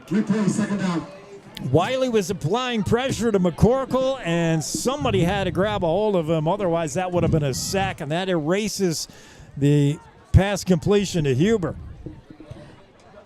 And the Bison will have the ball placed at their own 45, 2nd and 18, 2:44 to go in the half. We're knotted at 7 here in Buffalo. Bronx and Bison. McCorkle in the shotgun. He's got Wonka off his left hip. 2 receivers to the left, 1 to the right. The snap, McCorkle's going to throw. Has plenty of time. Now he's flush from the pocket. Jack Barrett, no. Almost a sack, but he got it out to Wonka. And Thomas Wonka driven to the ground by Tate Wiley. But a big hit from behind, but Wonka is so difficult to bring down. That was Zelaznik, I believe, who almost had the sack. Noah Zelaznik. He just got that ball. That is the second time McCorkle has made a miracle out of getting the ball out of his hands. As Zelaznik had him dead to rights for the sack, he got it to Wonka. Wonka did his thing, broke a tackle, broke another one, and finally Tate Wiley from behind just pounded him into the artificial turf. And it's 3rd and 11 for the Bison. McCorkle with Wonka in the backfield. Wants to throw. McCorkle has time. Now he's hit as he throws, and it's incomplete. And a big hit there made by the Jackson Bronx. It's Rigdon Hammond who popped McCorkle just as he was letting it go, and it's incomplete. Hammond with a big shot for the Bronx, and we're calling a lot of different Jackson names. I like that. Yeah. I like when you're getting production from a lot of different players wearing black and orange. Punting down for the Bison, 4th and 11, trying to pin Jackson back deep. It's Kendall back to receive. Here's the boot from Wonka. Kendall going to let it bounce. It's going to take a Bison roll and out of bounds at the Jackson 15-yard line, where the Bronx will take over 1st and 10. A minute 40 to work with before the end of the half. Both teams traded touchdowns in the first quarter. There's been no scoring so far in the second. And a very evenly matched game. Both coaches have to be pretty happy about what they've seen. Offenses are gaining yards. You know, they've been moving the ball between the 20s. Then they scoring not at the 7. Both defenses have been good. Both offenses have been good. I mean, you've seen everything positive on both sides of the ball. You got to be pretty happy if you're the head coach. It's been a fun game for sure. Grant Johnson, shotgun snap, has time, got a man, fires. Cosby out of the backfield, hit immediately, picked up a yard. That's all. Wonka making the contact. Thomas Wonka is having a ball game. He scored the Bison Soul touchdown on a run play, and he's been good on defense as well. 2nd down and 8 for the Bronx. Johnson has time, fires over the middle, picked off, intercepted by Sutton. Jaron Sutton down to the Jackson 15-yard line. And that is exactly what you can't do if you're the Jackson Bronx. Johnson never saw Sutton, or he didn't think Sutton would be able to close that quickly. I see what Grant Johnson saw. He had a man open for a minute, but credit Jaron Sutton, who came out of nowhere. The senior, 5'10", 145-pound senior, he saw that coming all the way. Sutton just stepped up from his safety position and was able to pick that ball off. Oh, boy. So a big turnover here late in the first half. And a timeout for Buffalo to talk things over, but yeah, that's just it's tough. Yeah, it is. It's tough. The ball was going to be on target, but you got to be so careful with the football inside your own 20. You really do. And it's live and learn for Grant Johnson. He's a junior. Yeah. I mean, can I get a little credit for Jaron Sutton? My dog he used to be my neighbor when I lived here for a short time. He was little back then, but my big dog, he used to Jaron, I have a picture of you and your little pipsqueak, and I'm threatening to air it on YouTube if you don't stop intercepting passes. Yeah, he's quick, man. Yeah. He really closed on that ball quickly and made the interception. This timeout brought to you by Jackson Hole Ford. They have over 40 lenders at their disposal. That means you'll always get the lowest rate, best terms, and no payments for 90 days. Go check them out at Jackson Hole Ford, sponsoring this timeout. Both teams with 2 timeouts remaining. We got a $1:12 on the clock, and Bison with a short field at the Jackson 15-yard line in the shotgun is McCorkle. Got Barron in the backfield. Barron is dangerous, but McCorkle wants to throw. Looking near side, lays it up there, looking for Nicholas, and it's incomplete. I mean, good for us. Come on, defense. Pretty close coverage provided by Garrett Seals was the nearest guy, but that play could have worked. Just off the outstretched hands of Nicholas. And see if I got that on the replay. Yes. Ooh, just let him a little too much. 2nd and 10 now. Ball at the Jackson 11-yard line. It's possible to get a first down without scoring the touchdown. Barron again in the backfield. They're going to come up under center now. McCorkle, 2 receivers left, 1 right. This looks like a running play. McCorkle under center, gets a snap, pitches to Barron. Barron's got some room, turns it up inside, and that's Matthias Wilson who made the hit. Zelaznik who made the hit. Good job coming off his block and putting a hit on Barron, who does not go down easily. It's a pickup of a couple, but boy, that could have been much more. 3rd and 4, Buffalo. Barron in the backfield, but it's going to be McCorkle calling his own number. Zelaznik from behind, and down he goes. Nice Noah defense right now. Zelaznik got help from Parizet, and that play had no chance. McCorkle just couldn't get around the right edge, and it'll bring up a big key 4th down. And the Bison want to talk this one over. We'll keep it here. This time out again. Brought to you by Jackson Hole 4. 34 seconds. Clock not an issue for the Bison. The issue is, do you kick it or go? 4th and 6 with the loss on the play. 2-yard loss from McCorkle. So 4th and 6.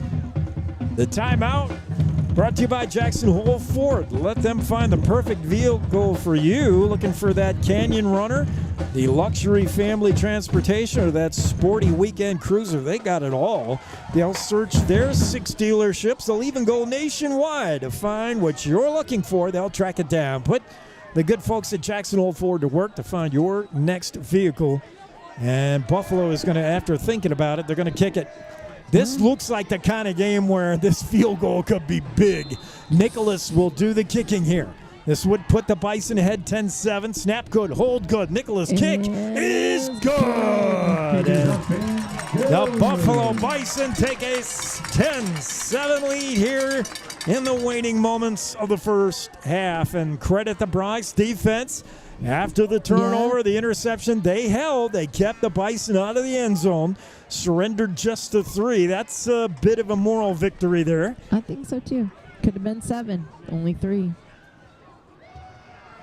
And Grant Johnson, the quarterback, gets to live and learn moment there.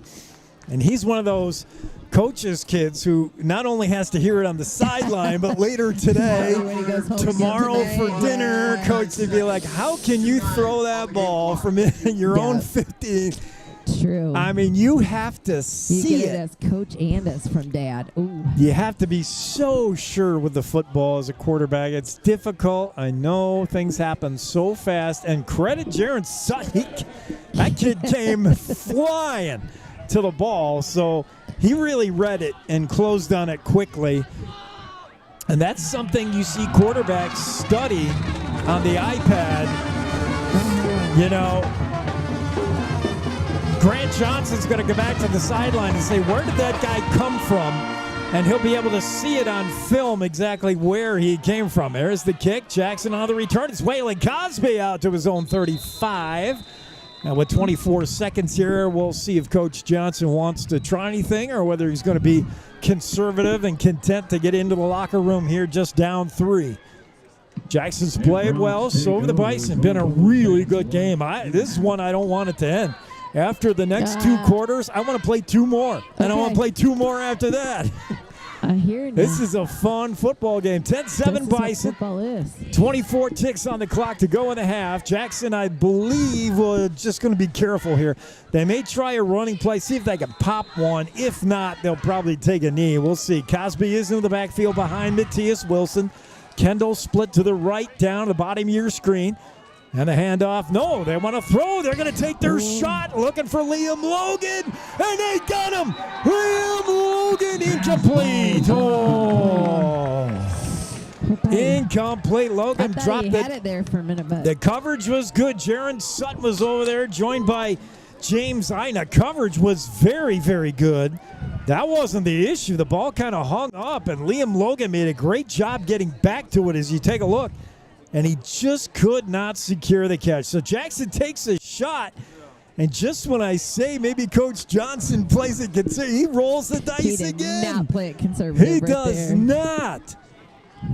Well, Keith Johnson, we're getting a little bit of a character study on you, and you are a gambling fool. He just chucked it to Logan. That play worked earlier, or almost worked, and now they're going to go conservative. The handoff to Wilson straight ahead. There's nothing there, and that will do it for the half, pending any timeouts here. And yeah, we won't get it. So that'll do it for the half. After 2 quarters of play, the score, Buffalo 10, Jackson 7. Right back with a halftime show after these. You're enjoying Bronx football on Jackson Hole Radio Sports Network.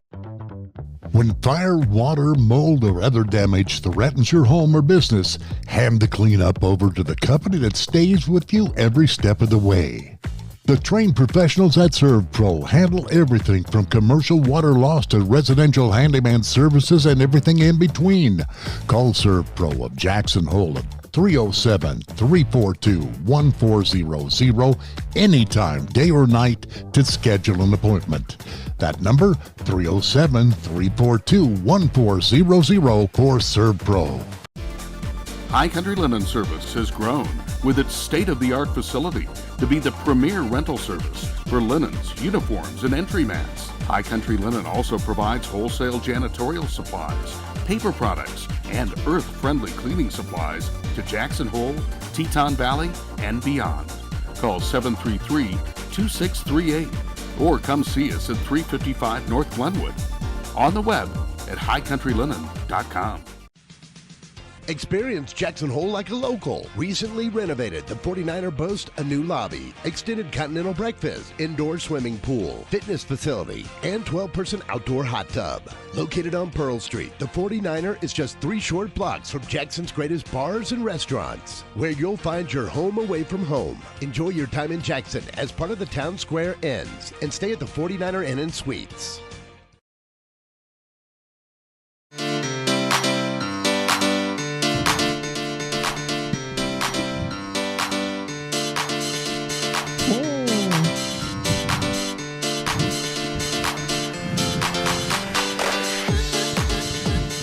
Here to Buffalo, and it's a good one.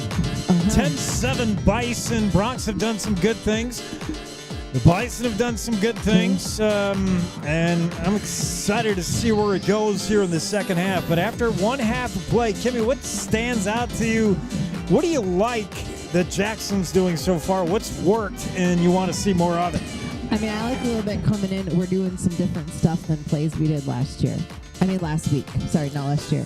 We're looking. The offense has got a different wrinkle. Yeah, it's not like the same thing that was happening. Like I said, we saw a lot. I mean, I still like Johnson throwing it to Kendall. That's a good combination there. We've had a couple of those, and that was good. But I feel like the offense looks a little different. But you had said, talking to both coaches, that it was probably gonna Jackson's offense was going to look different than what the Bison were expecting, and I think that's what we're seeing a little bit. Yeah, to be honest. It's funny.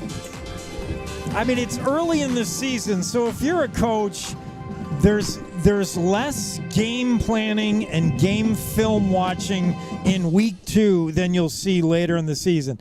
For one, there's very little tape available. So if you're Coach Johnson and you're thinking, what does Buffalo do? You've only got one game to study of Newcastle.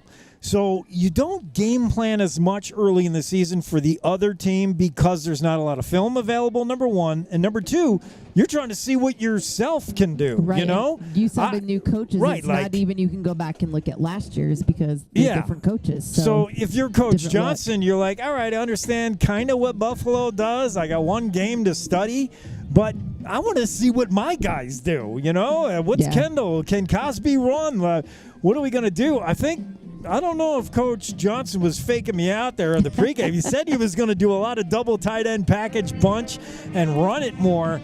They've spread it out and they've thrown it. They look like the Bronx did last week, although it's been less Kendall, more Logan targeting, Lee and Logan. Have not seen Colin, can you change your last name? Can I just call you You had it last week. Pape. Pape is what I thought you said. I have not seen. But I don't know if it's right. We haven't been calling Pape as much. No. Selesnik looks like the tight end they want to throw to. Yeah. Cosby has had very little room to run. That's been tough. But Jackson's done some good things offensively, just as they did last week. They've cut down the penalties. That's hopeful. Yeah. And the Bronx defenses look pretty good against a team that can ram it down the throat of just about anybody in the 3A running-wise. When you think about penalties, I think it's been the Bison's offensive has gotten more penalties than anybody else. So that looks way better than what last week was. Good point. Good point. So, seen some good things from the Jackson offense, some new wrinkles, as you said, Kimmy. They're trying to just change it up a little, try to figure out who they are, what works. And right now, what about Buffalo? What about the Bison? You think new head coach Ross Walker is happy with what he's seen? What do you think he wants more of? What do the Bison got to work on? I mean, they got to give it to you said stop number 40. They got to give it to Walker. They got to give it to 4. Jaron Sutton and just let him go. Yeah, 4's been quiet, you said. Yeah, Zane It's Huber. true. He caught that one first down pass that was erased by a penalty. Yeah, Huber has not been targeted, and a lot of that is Jackson taking him away. Buffalo has really one weapon in the passing game, and that's Zane Huber. They like to run. He's been quiet. We've saw Wonka and Barron do what they do running. And the times McCorkle throws, he's almost 90% throws. Maybe he'll throw to Einett once in a while. Maybe Nicholas, as they took a shot at him in the end zone. But it's Huber is their guy. And Coach Johnson said coming into this game he wasn't going to let it happen. He said, I am taking away number 4. I'm going to cover him with Liam Logan, who's been on him like a blanket, and then he's getting help over the top with Cosby, the safety, and it just hasn't been there. Every time McCorkle looks at his main man, it's not there, and credit him, he's gone elsewhere. But I think this has been a good game. I really don't know if I'd change much of what. Yeah. I mean, I think both teams have got some good play action going. I don't know if there's much I would change or be talking in. We're last week, we'd be talking hey, we got to be more disciplined. We got to control the ball a little bit more, less penalties. But this is a good football game, and they're both playing really well. So I don't know if I was a coach on either team, I'd be changing much of anything right now. I want you to flag this part of the video, mark it if somehow we can make note of it, because you'll want to play it back. You're 100% right. Wait, can you? Yeah, instant replay. Can you replay that? Ooh. Anybody else hear that at home? Remember, or if you're watching, please. This color analyst is 100%. I think both coaches are going to the locker room saying, "Great 24 minutes. Give me another 24, just like that." Yep. I'm not changing a thing. Yep. Give me another. I think you're exactly zombie. Zombie cheerleader in the book. Yeah, I think you're right. Just keep. I wouldn't want to tweak too much. I like what I see out of both teams. I think both teams say, just do that. Another 24 minutes of that, and I think we got it. Yeah. I mean, it's going to be a nail-biter till the end. Who's going to win this game? Yeah, I think you're right. 10-7 at the half. Jackson Trail, 10-7 to the Buffalo Bison. This is a close one. It's a fun one. We'll come right back, talk more of the half, and get this second half started right after these. You're enjoying Bronx football on Jackson Hole Radio Sports Network. Texting and driving. Texting and driving? Everyone knows there really is no and. You're either texting or you're driving. In other words, if you're typing or reading anything while you're behind the wheel, you're not paying attention and you're not in control of your vehicle. That's why law enforcement around the state is cracking down on distracted driving. Hey, Wyoming, let's put an end to texting and driving, because we all know better. There is no and. Hey Bronx fans, do you want the best security for your home or business? Well, call the local experts today at Mountain Alarm, a proud part of Pye Barker Fire and Safety. Mountain Alarm provides world-class fire, security, life safety, and surveillance, teamed with unmatched customer service and the highest-rated 24/7 monitoring. With our state-of-the-art systems, you can get text or email alerts in the event of an alarm or view live and recorded video on your smartphone, tablet, or computer. You can also remotely control your thermostats, lights, locks, garage doors, and so much more. Call 307-733-5844 or visit mountainalarm.com today to get a free assessment and no obligation quote on a new or upgraded system for your home or business. Back in the broadcast booth, the Steve Lawrence broadcast booth at Mike Mooden's Stadium, Buffalo, Wyoming, in the heart of Johnson County. 10-7. Bison lead the Bronx. We got some work to do here in the second half, but we got another 24 minutes to do it with. And I do want to get back to our head coaches. We talked to both coaches for the Bison and the Bronx before the game. Talked a little bit about strategy, some of the things that they were worried about, some of the things they wanted to put into effect tonight on Friday the 13th. Zombie night. Wait, where's my voice? It's Friday. It's pretty scary, huh? Oh, sorry. Yeah, you didn't have me on. That was scary, but it's okay. So, yeah, let's revisit some of those coaches' comments that I didn't have time to get to in the pregame. Here's Jackson's strategy about this long road trip. This is not an easy trip to make, kind of like that Douglas trip. Douglas, 7 hours. This is a 6-hour bus ride, so Jackson decided to break it up. They went as far as Casper yesterday and kind of just broke up the trip into 2 parts. Let's let head coach Keith Johnson tell you about what they planned for the road trip to get here to Buffalo. Yeah, that is a long walk in the woods. So we're going to leave on Thursday. We're going to have dinner together as a team. We're waking up Friday in Casper. We're going to spend some time at Kelly Walsh in the morning doing walkthrough, and then we're going to bus over. So actually game day should just be a couple hour drive to the game. And we'll be ready to go when we hit the field, and we will have just gone through our walkthrough and have what we need to do fresh in our mind. So I think we'll be fine. It'll be nice to see the state. We love Wyoming. Yeah, maybe I'm making too much of road trips, but it's tough, you know, to get your legs under you. Well, yeah, 'cause you don't sleep in your own bed, and then you're just more tired. I mean, anybody when you travel, aren't you more? I'm more tired when I travel. Yeah, and it's tough. It's tough to get up for a game when you're the visiting team. You got to find different ways to motivate yourself, and then that road trip, that bus can take a lot out of your legs. Zombie. Hi. Are you guys running music? No. No. Why? You don't like the music out there? No. You want Thriller, don't you? Play a little bit. Oh, yeah. Here, I watched last time. I'll figure out how to shut it off for them all. Yeah, we'll just take over. We'll do everything. Yeah, well, I don't know how to do it. The band wants to play. We're going to turn off the music. So I want to talk to head coach Ross Walker, who's Ross Walker in his first year head coach following Coach Rob Hammond for the Buffalo Bison. Rob Hammond in 12 seasons had a record of 58-51. He took this team to a 2A state title in 2018. Ross Walker comes up from the defensive side of the ball to take over the head coaching chores. And here's something he said about facing Jackson, some of the things that kept him up late last night. You know, the hard part is, especially early on, you know, every team is going to try to make adjustments to fit their kids.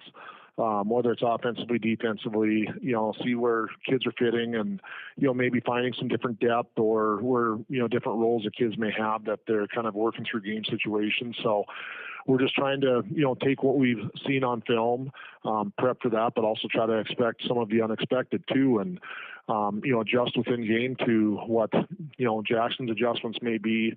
You know, we go from Newcastle, who's extremely run heavy and unbalanced formations. And then we're going into a lot more spread and trips and tray and, you know, a little bit more empty stuff. So we're trying to open up the field. So it just forces us to adjust, which is always a good thing. We got to adjust week to week. And, you know, last year in 3A, we saw every possible offense, I think, imaginable. So I think our boys are pretty comfortable with adjusting and going from there. So, I mean, that's the biggest thing is, you know, how well can we prepare? You know, what's different that we haven't prepared for, and how do we adjust to that? And that's kind of our biggest goal there. Yeah, good point made by Coach Walker. what a difference a week makes. Night and day. You're playing Newcastle. Newcastle's going to come at you like Nebraska in the 1990s. They're going to just run. No, yeah. And Jackson is more like the Chiefs of today, the Kansas City Chiefs of today. They bring a complicated offense. They're going to run 2 wide receivers split left, 2 to the right, or trips right with a receiver. They spread it out, and they really make you cover every guy, and they want to get you out in space. It's a different offense, and Buffalo's hung right with them as far as what Jackson can bring offensively. So it's been fun. Both teams doing what they do, and both other teams kind of stopping them. I mean, we're 10-7 at the half, but a fun game. We'll be right back to kick this one off as both teams have come back out of the field for the second half. The second half kick coming up soon, right after these. You're enjoying Bronx football on the Jackson Hole Radio Sports Network. When fire, water, mold, or other damage threatens your home or business, hand the cleanup over to the company that stays with you every step of the way. The trained professionals at ServPro handle everything from commercial water loss to residential handyman services and everything in between. Call ServPro of Jackson Hole at 307-342-1400 anytime, day or night, to schedule an appointment. That number, 307-342-1400 for ServPro. Experience Jackson Hole like a local while staying at the Antler Inn, Elk Country Inn, Cowboy Village Resort, or 49er Inn and Suites. With the best entertainment, dining, shopping, bars, and brews all in walking distance, you'll never want to leave. Call 1-800-4-TETONS or find them on the web at townsquareinns.com. Your home for Jackson Hole High School sports is KZ95. Let's get back to the game.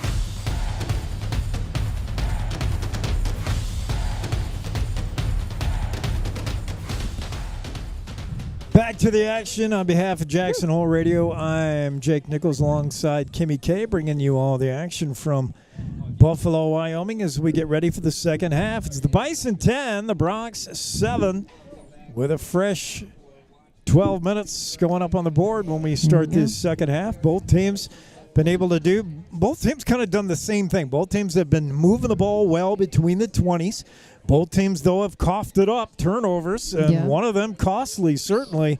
That 3-point. That's a 3 points. The 3-point difference in this game was the interception of Grant Johnson deep in his own end. Credit the Bronx defense bailed their quarterback out. They kept the Bison out of the end zone, and they had to settle for just the field goal. But that is the difference of the game, that interception.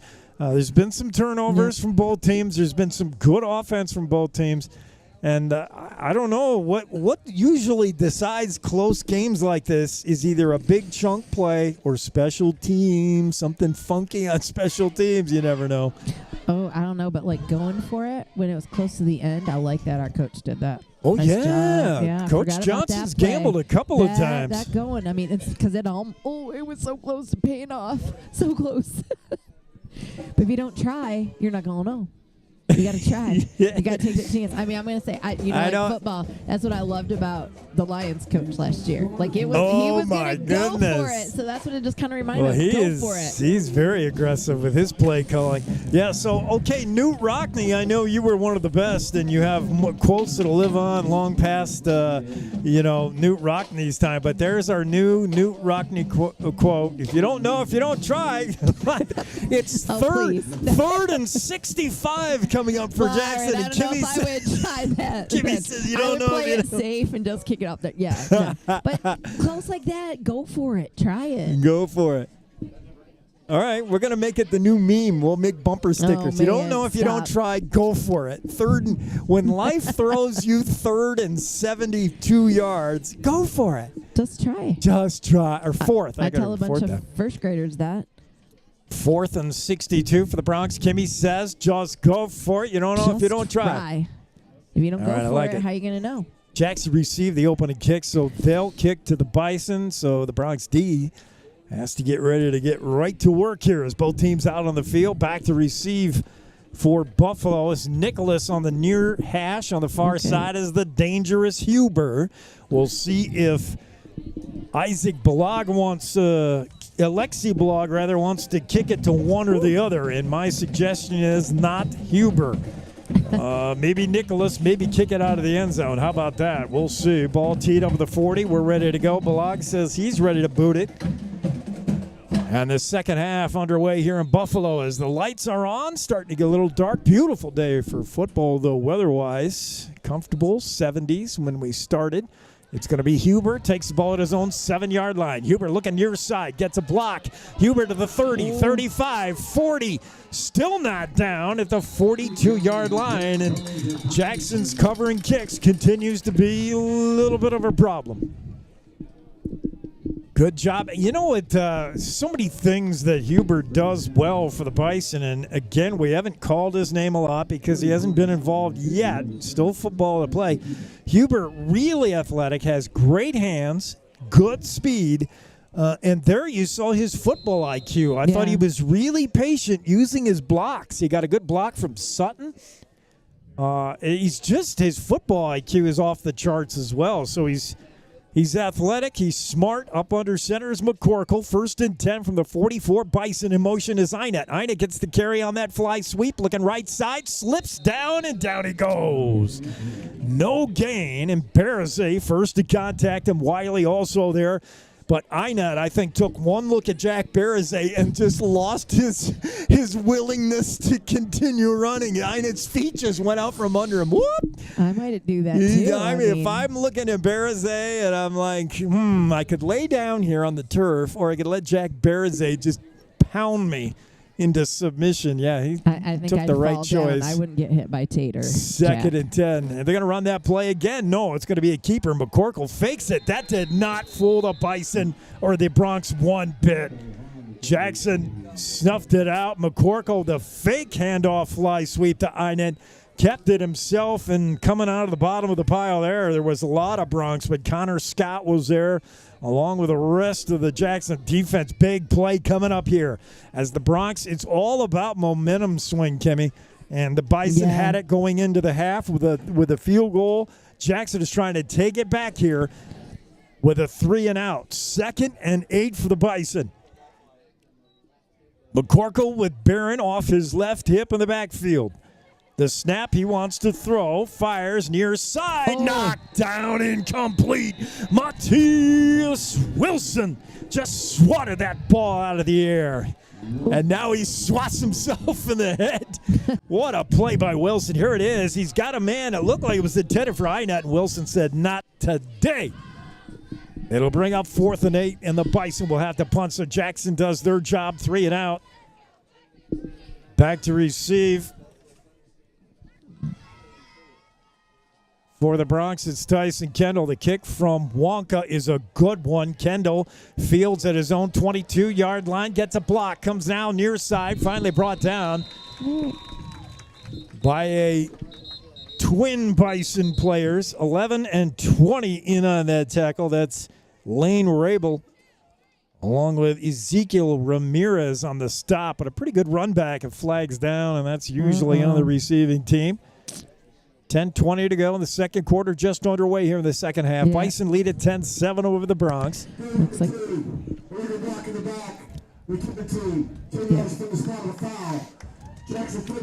the back by the Jackson Bronx. And they'll march that off. It'll be 1st and 10 for Jackson, but instead of the ball out across the 30, they'll be backed up now to their own 20.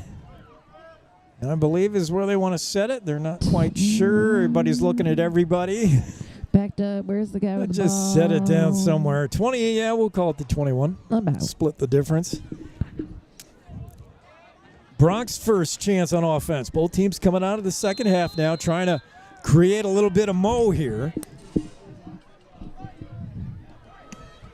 As Grant Johnson has Cosby in the backfield. He wants to throw quickly. Far side. Kendall can't hang on. It's out of his hands. Kendall was looking at Thomas Wonka before he secured the football. He was thinking about where he was going with that. Second down, just forgot to catch the football. Got to catch it first. Tyson Kendall, Liam Logan split wide to the left. 2 receivers to the right. Cosby in the backfield with Johnson. Johnson wants to throw, looking for Liam Logan. Got him, caught. tackled immediately. A pickup of about 6. On the stop is James Einett. It'll bring up 3rd and 4 now for the Broncs. A manageable 3rd and 4. And again, that's one of those plays where Johnson's just so decisive, quickly out of his hands. 3rd and 4, Johnson wants to throw again, and that was not the right read there. He was looking for Zelaznik, and even if Zelaznik catches that ball, he's got Wonka in his back pocket. That play was going nowhere, and that's just not where you want to throw. That's going to be a 3 and out for Jackson unless Coach Johnson wants to go by the Kimmy rule of thumb and say, just go for it. Well, yeah, it's only a couple of yards. Go for it. You can't go for it here. You got to kick it. I know we're a little too far down in our thing. I don't know. Johnson's set up as if he's going to take a deep, but I think they're going to punt. Oh, they almost drew a Bison offside. No flag. That's what Johnson wanted. And now a timeout. I think that's all Jackson was going to do is try to draw the offside. Jackson doesn't know why they didn't get it. As you see Henry Driver with his hands up looking at the referee saying, hey, that was offside. But no call. Jackson trying to draw the offsides. They don't get it. And they'll call a timeout here, and now you really have to punt. The problem is Jackson's punt game is not that good. Hey, so in a way he went for it because he tried to get a penalty. No, just kidding. Because then we got the penalty. And then, yeah, I think that's like going for it, isn't it? I think it is. 4th and 2. Jackson with the ball at their own 29-yard line. Every conventional school of thought says you punt it here, but Coach Johnson has got a little bit of the Lions coach. Who is the Lions coach? Dan Campbell. Yeah. And does Coach Johnson go Madman Campbell here? Does he go full Campbell? I don't know. 4th and 2, you think, boy, just give it to Cosby. He can punch it. Because you get that first. You get the first down again. It's so close. If you don't make it, though, you give the Bison the ball in a short field. And they're gonna. I know. In this I don't. case, I don't think Buffalo knows what's going to happen here. They don't know, and you can't tell who's in the Jackson huddle what they're going to do. Nobody knows. And Jackson looks like they're going for it. But didn't they do that last time and then kick it? Yeah, but I think they're going. They are going for it. They give us to Matthias Wilson, the first man through, and this is going to be very close.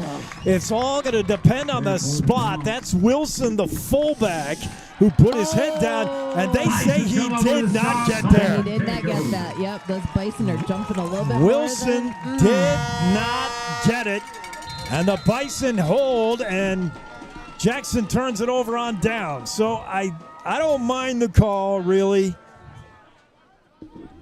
Now defense has got to step it up. Another thing going for it does is the kids, you become a coach who says, hey, let's go for it. The kids really buy into that. They love that when you have the faith in them. Because the coach is giving them confidence. Like, hey, I trust that you can at least try. You didn't get it. Yep, you didn't get it there, but don't think that's not in the head of these kids. Ooh, they're measuring it, though. That's something they can remember all year. So close. Just short. So they close. do measure. Coach Johnson asked for the measurement. They get it, and they turn it over. But, yeah, I think that confidence, that faith in your team as Coach Johnson, even though you didn't convert, I think that goes a long way this season. Because you're saying is I believe you can, opposed to, let's just kick and do the easy thing because I don't think you can do this. Bison with it now. Short field. They have the ball on the Jackson 30-yard line. 1st and 10. Snap to McCorkle. Hands off and going nowhere. Thomas Einot is brought down. Tate Wiley is there. Wraps him up. And that play never had a chance. A loss of 3. Wiley says no. See, and now defense has really got to step it up. Since we went for do you think before that play, Tate Wiley is saying, boy, our coach had confidence in us to go for it. I am going to make a big play for my coach right here. I'll ask Tate next time I see him. Ask Tate? Okay. I'm telling you, that was in his helmet. Possibly. He says, I'm going to bail coach out. Right. I'm going to make a big play. 2nd and 15. They're saying a loss of 5. McCorkle with Barron in the backfield. Now the man in motion. Is Sutton. McCorkle's going to keep it himself, and a missed tech. Cosby was coming in to make a big hit. A flag comes in out of the secondary. I'm not sure what that's going to be. Cosby was looking to tag McCorkle. He came in like a missile and missed him. Meanwhile, the flag from the Jackson secondary, and Liam Logan is saying, you got to be kidding. So it looks like it's going to be on the Bronx. Oh. And if so, it would give the Bison a first down here.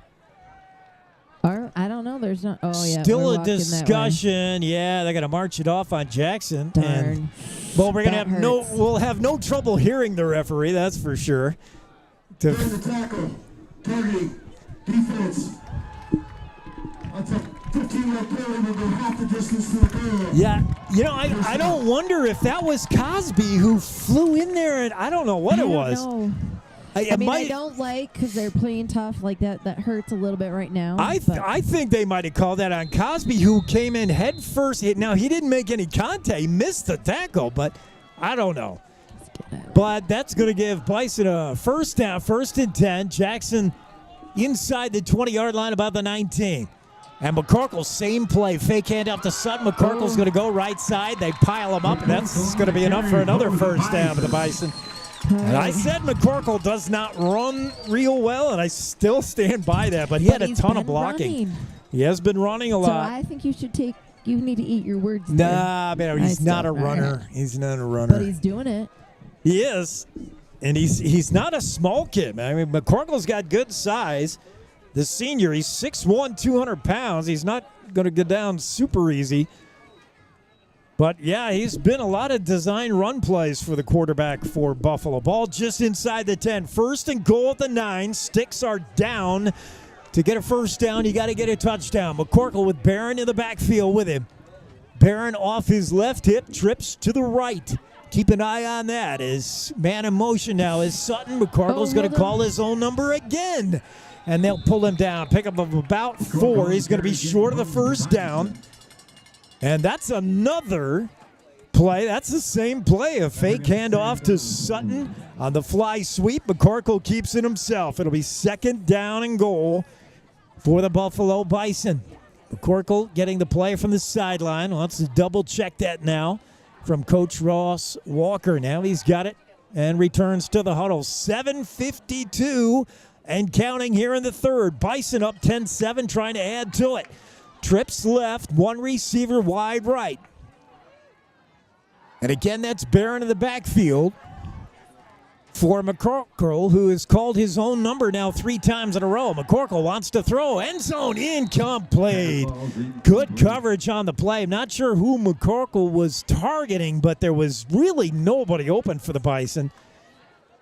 And that'll bring up 3rd and goal now for Buffalo with the ball at the Jackson 5-yard line. Big play coming up here. The Broncs have already held once on a goal line stand, kept Buffalo out of the end zone. Can they do it again here and force another field goal attempt? Ball just outside of the 5-yard line. And the Bison come up with 3 receivers to the left, 1 to the right. Barron in the backfield with McCorkle. McCorkle's going to run behind Barron again. And that play does not get there. Jack Barazay comes in with a big hit and a gain of 1, but it's going to leave a big decision here for Coach Walker. 4th and 4. And they're bringing out the kick team, I believe. Yes, Wonka's coming out, and I think Wonka's going out there to kick it. I'm pretty sure, and they're going to go the safe route here. The field goal would make it 16-7, still a 1-possession game. And Coach Walker playing it conservative. They do line up to make the kick. It'll be a short field goal. A 20-yarder as the ball's placed at the 10-yard line. 20-yard field goal, ball on the right hash. Snap good, hold good. Wonka boots it. It is good. And the Buffalo Bison take a 16-7 lead here. After the turnover on downs, Jackson went for it and gave the ball to Matthias Wilson, who came up just inches short of the first down. That gave Buffalo the ball in a short field, and the Bison still, though, unable to push it into the end zone. They have to settle for the 2nd time in a row for a field goal. We'll see if that comes back to bite them. You got a feeling that every point counts in this one. Those field goals are going to be important, but Jackson's just a touchdown out of this. 13-7 Buffalo, 6:47 to go in the third. And the Jackson Broncs offense has looked good. It's not like you've got a stagnating offense. The Broncs have been good. They've taken some shots to Liam Logan. If Logan hangs on to just 1 or 2 of those catches, this would be a different ball game.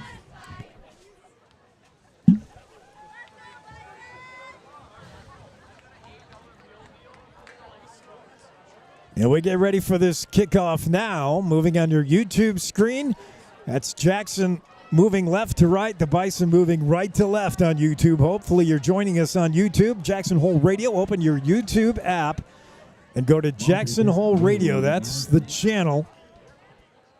As Wonka gets set for the kickoff here, back to receive for the Jackson Bronx, it's Kendall and Cosby, I believe. Never mind that, it's Flores and Cosby. On the far side is Cosby. There's a kick from Wonka. It's going to be Waylon Cosby. Fields the ball now, drops it, picks it back up. He's out to the 20, 25, and that's all he'll get. Out to the 25-yard line, first attempt for the Jackson Bronx. They got 75 yards to go, down 6 rather. Bronx take over at the 25-yard. And we'll see what Coach Johnson dials up here. No reason to abandon the running game. Jackson's been mostly throwing after early run plays to Cosby. There hasn't been a lot between the tackles, and a lot of that has to do with Hayden Jars. But the rest of that Bison defense, very tough to run on. Here's a pitch to Kendall on the fly sweep, and he is going to lose some yard. Now look at him break tackles, though. Kendall gets back to the line of scrimmage. That's all he'll do, but he broke 3 tackles, including Jars, who's slow to get up. We've got 3 Bison players on the ground slow to get up. Hayden Jars picks up one of his teammates, and they're all hobbling off as everybody on the Bison team had a shot at Tyson Kendall, and nobody really wrapped him up. But that play, Jackson was hoping to get the edge there, and Kendall just could not get around that left side. And even Tyson Kendall is going back to the sideline. Oh, yeah. Perhaps a little shaken up. We had like 4 players hurt on that play, Kimmy. Ooh. Sorry, I was saying hi to some friends. Kendall couldn't get around that right side, so it'll bring up 2nd and 10 for the Bronx once we clear the field of injured players. Oh, there's a guy way over here, yeah. Yeah, we got a Bison down.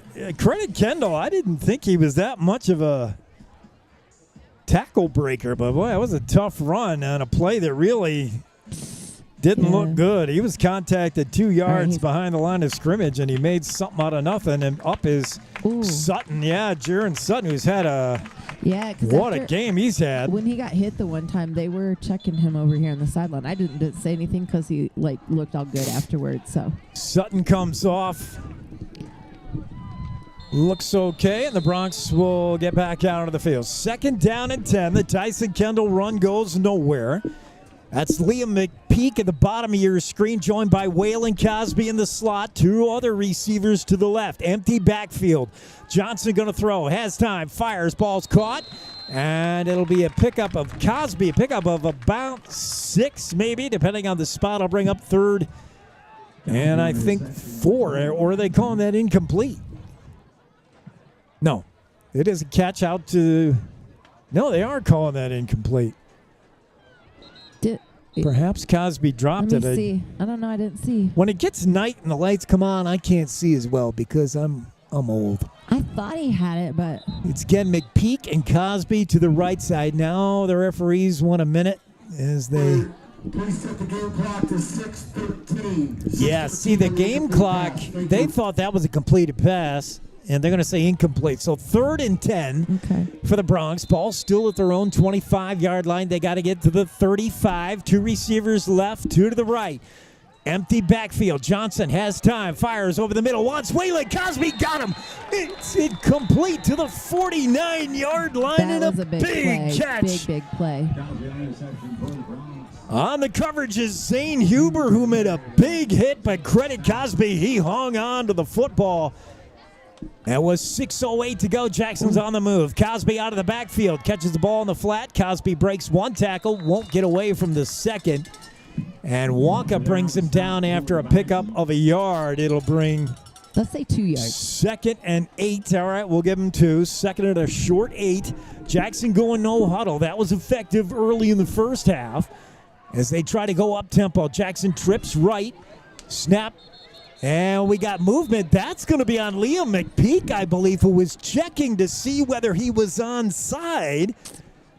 And movement before the snap, I think. McPeak looked over to the side judge and he said, am I onside? That's just typical of a receiver. And then McPeak kind of jumped back. Oh. No. Oh. Jackson cut a break there, illegal substitution. Yeah, that was a Bison. The wrong way. Bison couldn't get a player on the field in time and couldn't get one off. So the guy caught it. McPeak must have noticed that and was looking around. That's what you saw. It makes it 2nd and 3 instead of 2nd and 8. Johnson to throw. Has time. Fires. That's incomplete. That pass off the mark. It's intended for Liam Logan on that far sideline. It just was not a good pass. And the clock stops with 5:33 to go into the third. The Bison lead at 13-7. Jackson driving here, though. They're in Buffalo territory at the 45-yard line. 3rd down and 3 and a big play here. Jackson in 4-down territory. You don't need to get it all here. That's McPeak and Kendall to the right side, bottom of your screen. There's the snap and the give straight ahead. Cosby, and he got hit at the line of scrimmage and manages to get back to the line of scrimmage, but that's all. And a big play there made by Joseph Connors. We haven't called his name, but he hit Cosby in the backfield. And that could have been a 2-yard loss, but Whalen scampered back to the line of scrimmage. It's 4th and 3 for the Bronx, and they're going to go. Of course they're going to go for it. Of course. Cosby in the backfield behind Johnson, who takes the shotgun snap. Fake to Cosby. Play action. Johnson, nowhere to go. He's going to be sacked. That was not. And once again, that's Joseph Connors, the Buffalo senior, who was first to get to the quarterback. And Grant Johnson sacked for the first time tonight when the Bronx could ill afford to have it happen. Jackson turns it over on downs again. The second drive in a row that's been halted on a 4th down try that did not get it. This time, Bison take over at the 50-yard line. Ball right at midfield. They're going to spread it out. Bison have 3 receivers to the left. 1 man in the backfield is Barron. And McCorkle in the shotgun. Inot in motion. He's going to get the fly sweep. Jackson right there, and a host of tacklers brings down James Inot. Zelaznik led the party, and that was 3 or 4 Bronx in on the stop. Inot's going to lose a yard. 2nd and 11 now for the Bison. Jackson has seen that play a few times now, that fly sweep, and it's, what's worked is when they fake that and McCorkle keeps it. That's worked better than when they actually give the fly sweep to Inot or Sutton. But here's Zane Huber, bottom of your screen, split wide to the left. 3 receivers left, 1 right. Man in motion is Nicholas. Snap to McCorkle. Fakes to Nicholas. Going to keep it himself. McCorkle's made a little bit of hay out of that play this afternoon, but this one does not work. It picks up 2 or 3. That'll bring up 3rd and long now. 3rd and 8 for the Bison. I feel like we've been staying this third quarter right here. Right in the middle of the field? Like a little close, but then just slightly right here in the middle of the field. It's coming out of the halftime. This second half's been the battle of the defenses right now. Both defenses really ramping up their play. So whatever they talked about at halftime, it was about stopping these offenses. 13-7, Buffalo lead it. Touchdown and 2 field goals. Jackson had that sole touchdown in the first quarter and nothing since. Big 3rd down here, 3rd and 9 for the Bison. Looking to throw. McCorkle gets flushed out of the pocket, fires a prayer, and it's caught. It's caught. First down for the Bison. It's Nicholas. Well, the big reception all will be down to the Jackson 32-yard line. And McCorkle once again proves himself a Houdini as he got out of the grasp of the Jackson Bronx pass rusher. Was Connor Scott, who just about had him down. And McCorkle throws a prayer that was answered by Nicholas on the near sideline. Ryan Nicholas, the senior, and a big first down play for the Bison. Wow.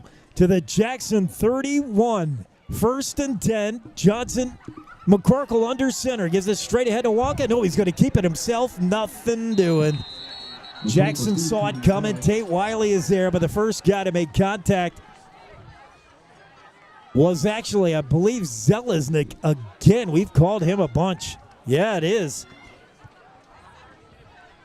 Noah Zelaznik is having a football game. 2nd and 10 is that quarterback keeper went nowhere. Trips left, one receiver to the right. Again, it's Barron in the backfield with quarterback McCorkle. The senior gets the snap, gives to Wonka, sorry, not Barron.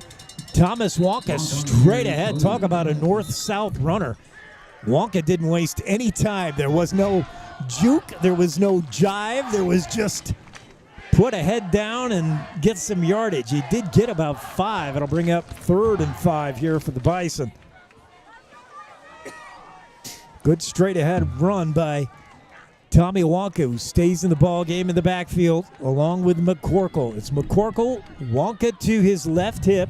Trips left, including Huber. Bottom of your screen, that's number 4. Keep an eye on him. McCorkle with a shotgun snap. Looks the defense over. Bronx threatening to blitz. They back off. Pass play. Caught. That's another first down. It's James Einut with the catch. Knocked out of bounds at the Jackson 20-yard line. And McCorkle right now throwing the ball effectively.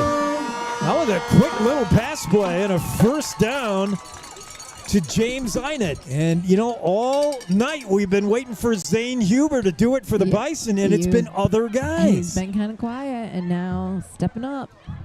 That play is inside the Jackson 20 to about their, looks like they're going to put it at the 17, 1st and 10, Bison. McCorkle gets a snap, fake to Wonka. He's going to call his own number again. Straight ahead, he's pulled down by Connor Skopinot before he gets to the Jackson 10-yard line. That's a pickup of just about 7. Bring up 2nd and 3. The Bison on the move, and McCorkle has proven me wrong. I said this guy couldn't run, and all he's done is run. You should know better when you say things like that. Why did I say that? The exact opposite. You shouldn't let me say things like that. I try. I've just instigated him, though. Yeah, Now they're going to go under center now, McCorkle. He got Barron and Wonka the backfield. They give it to Wonka, second man through, and he pounds his way for about 3. That's going to be very close to a first down. I think he got it. We'll see how they mark it. He did. First and goal, Bison.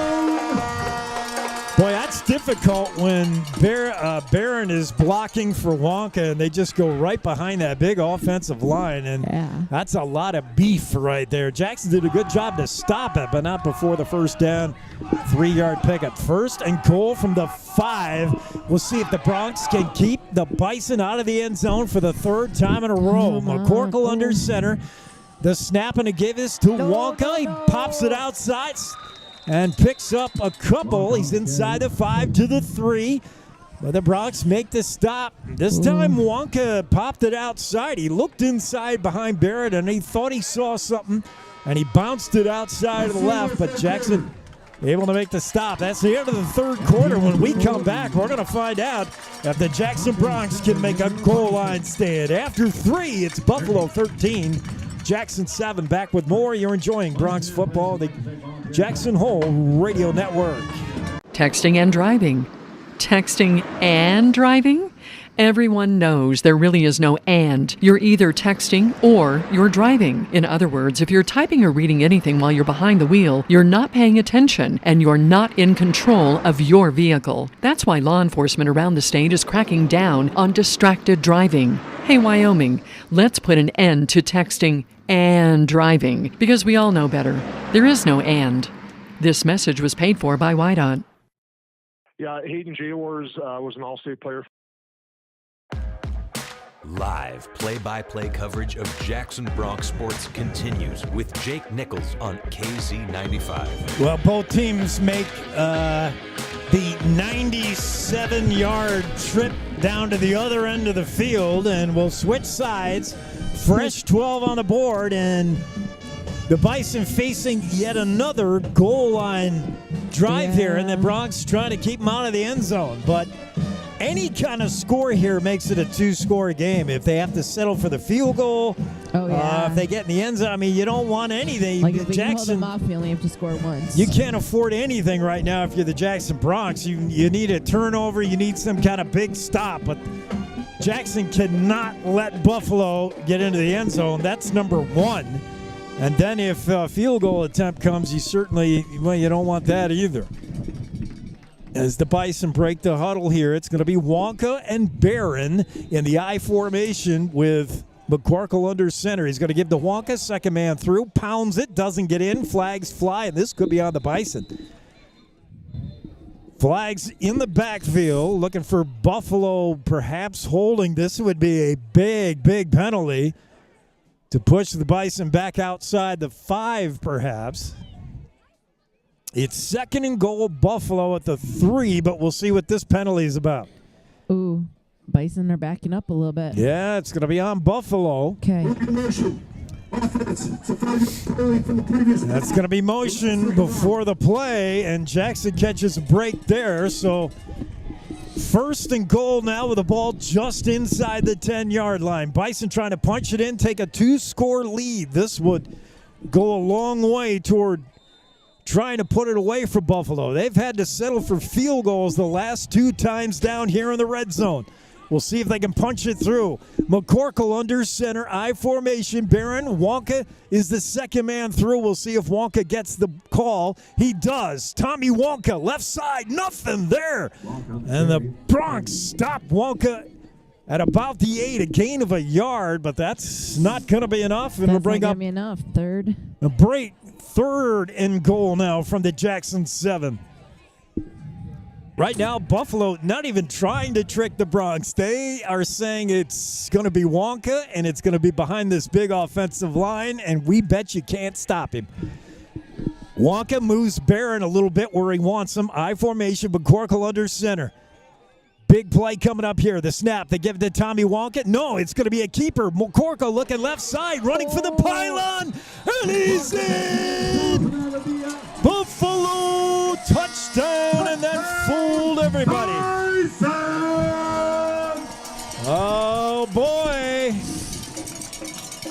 Adam McCorkle calls his own number. That fooled everybody on the field. Everybody. The Bronx looking to stop Wonka. Right. They jammed the middle, and McCorkle went around the left side and just headed for that pylon. He's in. It's 19-7 pending the PAT here. It's going to be Zane Huber to hold. Snaps high. Huber's going to run with it. I don't know if this is designed. I don't think so. That was just a bad snap. Zane Huber, he's in all kinds of trouble here and runs for the left side. He did not get in. He did not get in. That was just a high snap, and Huber did not feel he could get the ball down. He thought the timing was all kinds of thrown off. Now, is that going to come into play? With the score 19-7, it makes it a 12-point game. And I think the bigger problem for the Jackson Bronx is they just haven't been able to get that offense going in the second half. They look great in the first quarter. I mean, they're doing great on defense. Like you said, you held them to 2 field goals, and so there. But right now, we got to get our offense needs to step it up. The offense has got to do something here. They need a big drive, and they need it quickly. Now, time is not a factor yet. We got just under 11 minutes to go in regulation. Jackson down 19-7. So the clock is not yet an issue, but the bigger issue is you got to get your offense going here if you're the Jackson Bronx. As the Bison get set to kick off after the touchdown. The PAT no good on the bad snap. Huber could not find any way to run it in. He ran all the way to the right sideline, all the way back to the left, and was kept just out of the end zone. As the kickoff coming to the Jackson Bronx. Boy, wouldn't you love one of those kick returns here, Kimmy? Why can we have one? Oh, yeah, we could. That's a big high kick to the 5-yard line, fielded there. And a pretty good run back out to the 35 to the 38-yard line. Okay, that was nice. That is Manny Carrillo. I was wondering who that was. The junior, 5'6", 127-pound Manny Carrillo with a good run back there. Sets the Bronx up in good shape at their own 38-yard line to start this drive. Make it the 39.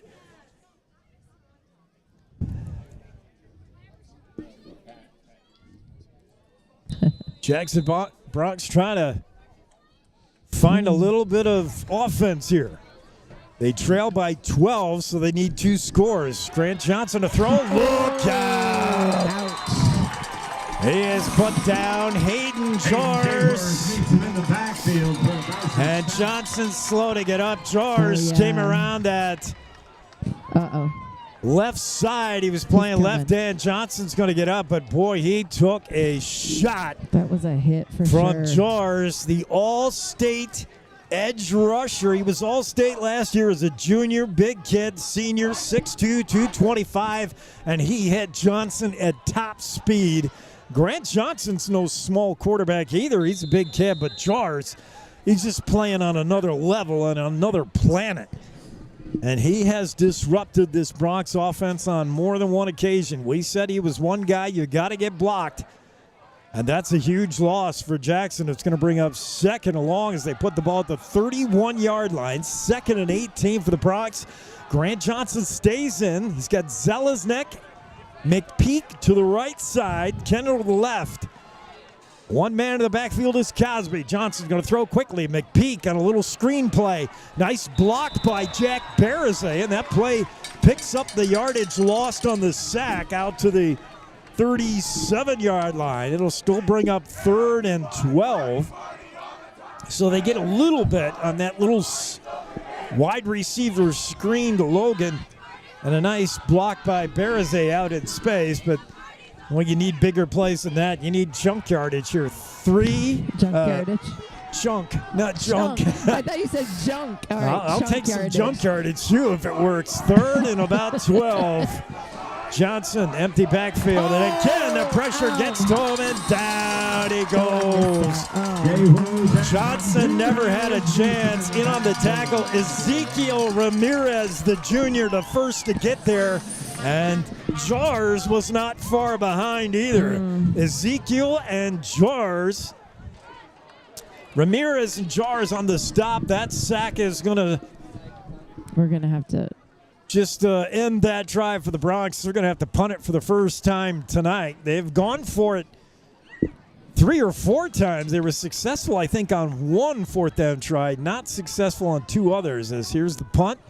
And that's a good one. That's going to back Zane Huber up. He's not even going to get a chance to field this. Takes a Jackson Bronx bounce, and that's one good thing for Jackson. That's going to be all the way down to the Bison 12-yard line, 13-yard line. Bison will take over on the 12-yard line. So a good kick, and that caught Huber by surprise. That was a really good boot from Alexi Balog. And boy, if Alexi has that kind of leg, I'm wondering if you don't punt a few more times tonight when they elected to go for it. But that's hindsight thinking, right? Yeah, it is. You can't think. You can't do your what if things here. 19-7, Bison lead it. 8:37 to go in regulation on a beautiful Buffalo night. Bison will not be home again until mid-October, and it'll be snowy here. The next time they play, we're not going to have the windows open here. That's a little cold right now. Just a little heads up. That's just me. Yeah. I don't have my coat on. Under center is McCorkle. Bison looking like they're going to run here with an I formation. And they give straight ahead of the fullback, and not much there. It'll be 2nd and 10. Gain of 0. Was that McCorkle again? Just keeping it, I think. There's a Bronx player down and a timeout for that injury. So Jackson just selling out for the run here. They assume Buffalo is just going to try to burn clock with the run play. 2nd and 10. And we'll check on the injury. Big O scoreboard showing Buffalo up 12. It's been a fun game. Big O, by the way, in the Target Plaza. Ask Big O about their tire protection plan, available for the lifetime protection on your new tire purchase. For as long as you're running those tires, Big O will back them for you. In the Target Plaza, Big O Tire, a reputation you can ride on, sponsoring this scoreboard. A battle between Coach Russ Walker and Coach Keith Johnson, 2 brand new head coaches this season. Bison trying to put together a 2nd win in a row. They beat Newcastle, the 2A Newcastle team, last week.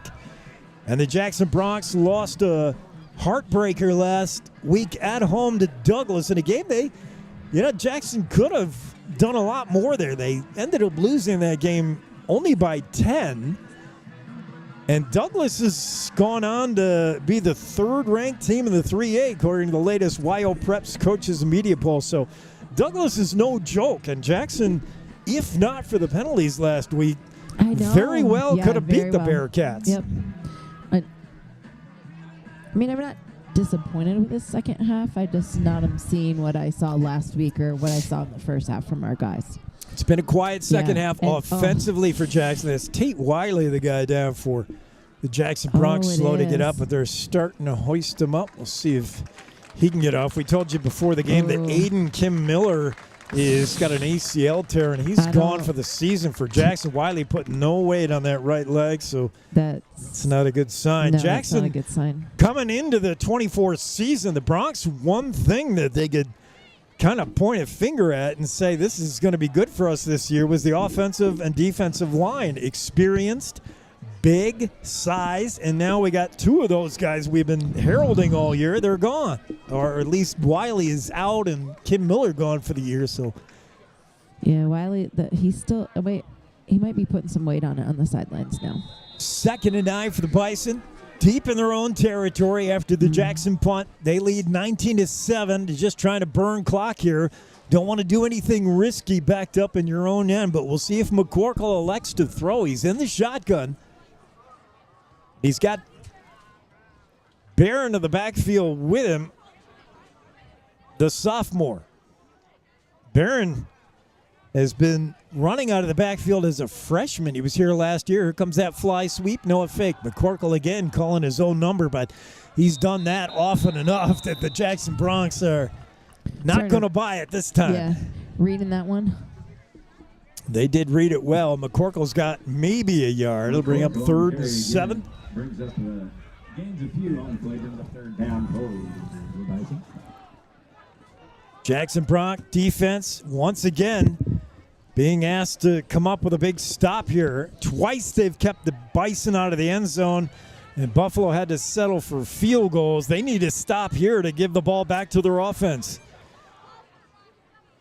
McCorkle in the shotgun. He wants to throw. McCorkle looking, fires. That's intercepted. Intercepted by Liam Logan. And he's going to run it back into the end zone. A pick 6 of the Jackson Bronx. Oh, my, what a big play. Liam Logan with the interception. I don't like what's going on in the corner over there. Oh, okay. Man. And I'm not sure what McCorkle saw there. He threw it right to Liam Logan. I think he wanted his receiver to kind of come into the ball more, kind of make a little slant. I missed that play in the replay, but Liam Logan with a huge interception for the Jackson Bronx, the pick 6, and all of a sudden it's 19-13. And Jackson taking advantage of a Buffalo miscue. The Bison were the last teams you would think that would even attempt to pass deep in their own end zone. This is typically a team that just loves to run it. But McCorkle's had a good game throwing. Let's give him credit. That's his first pick. He's been accurate. I think he just thought his receiver was going to slant in harder than he did. And Liam Logan was just kind of sitting off the receiver to his inside and just had the inside track on the ball, and McCorkle threw it right to him. There was a little exchange over here at the end, so I think that's what the refs are talking about. Yeah. I'm not for sure who that was involved, but I'm not sure who the timeout is here, but one thing, if you're the Bison and you're Coach Walker, you kind of settle the kids down. You say, hey, look, we're still up 6. Mistake will live.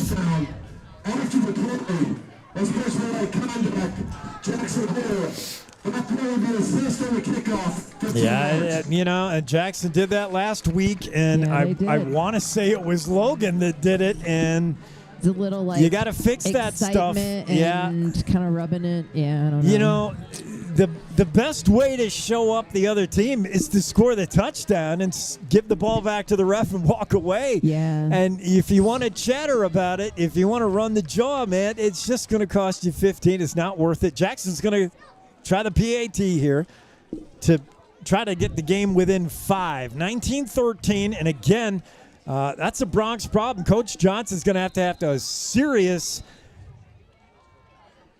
talk with his team about that after the whistle stuff, that extracurricular stuff. You just can't have it. Is good. 19-14, the PAT is good, and it's a 5-point game with plenty of time. 7:04.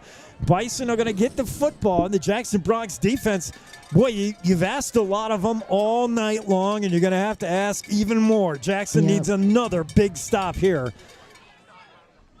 And the Bison do not have the luxury now, with the only leading by the 1 score. If you're Coach Ross Walker, you can't just pound it between the tackles with Wonka and Barron. You're going to have to be creative offensively. You got to keep playing football here if you're Buffalo. No, there's a saying about it's not over until it's over. Isn't someone supposed to sing? That's a Yogi Berraism. It ain't over till it's over. And I don't see a fat lady singing here on Friday the 13th. Things getting real spooky for the black and gold as the Bison watched a 19-7 lead get trimmed here to 19-14. A 5-point game. Oh, yeah, we're down Bison further. will get the kick. Jackson, though, kicking off from their own 25-yard line because of the extracurriculars after the play. And I want to blame it on Liam Logan because I believe that's who the guilty party was, but I'm not sure. It doesn't matter. It doesn't matter. Anybody in the Bronx, you just can't do it. The kick to Zane Huber. He's got it at his own 22-yard line. Huber looking near side, gets away from Cosby, and now he's going to stay in bounds. Flags fly, and that's usually on the kick team. Huber, I thought for sure was going to go out of bounds, but he said, I want to try to see if I can get some more. He gets it out to the 39-yard line, but this is pending flags. As we'll see what that is, and that's going to be on Buffalo. So that'll back the Bison up, and that'll work in Jackson's favor. Bison will take over. 1st and 10. We'll see where they spot it. Just under 7 to go. 6:56 in the 4th, in a game that has gotten suddenly exciting. It's going to be a block of the back on the Bison, and that will back them up. So the Jackson Bronx offense has done nothing since the first quarter, but the defense has done everything since then, including the pick 6 by Liam Logan, which has made it 19-14. Bison set up. McCorkle in the shotgun. 3 receivers to the left, 1 to the right. And they're going to hand the ball off. A high handoff there to Wonka, who spins away from one tackler and gets out to the 26-yard line. Pretty good pickup of 6. It'll bring up 2nd and 4 for the Bison, and they're just trying to run behind that big offensive line and pound it down Jackson's throat. They've got to figure 3 or 4 first down runs here, and they can burn the whole clock and get home with a win, but we'll see. Jackson minus Tate Wiley out there, who went off with a right leg injury, so this defense short a man. Going to be asked to make a big stop here. 3 receivers to the left, 1 to the right. Bison trying to spread it out for Wonka, who's in the backfield with McCorkle. Shotgun snapped. McCorkle looks over the defense, hands off to Wonka. Left tackle, not a lot of room there. Connor Scott, one of the first men in on the tackle, along with Bryce Robinson. A pickup of 1. It'll bring up 3rd and about a long 3 here. There's McCorkle standing over the sideline. Bison trying to run as much clock between plays as they can. 5:45 and counting in the 4th. Buffalo up by 5, 19-14. Who wants to be a hero down to that part of the game? 3 receivers left. Trips left Bison, 1 to the right. Again, Walker the backfield with McCorkle in the shotgun. McCorkle going to run it. Calls his own number, running behind Wonka, and he's going to be short, I believe. This is going to be close. And a big stop by the Bronx. And this is going to be very close, and I think he got it. He did. Oh, they're going to move the sticks. McCorkle gets the first down by an inch. That was close. That was a big one, though. That keeps the clock rolling as Buffalo breaks the huddle. 5:15 and counting. Wonka in the backfield with McCorkle, who will take a shotgun snap again. They spread out the offense. 3 receivers left, 1 right. It's going to be Wonka, gets the carry, and nothing doing over the left side. Plenty of Jackson Bronx there to meet him.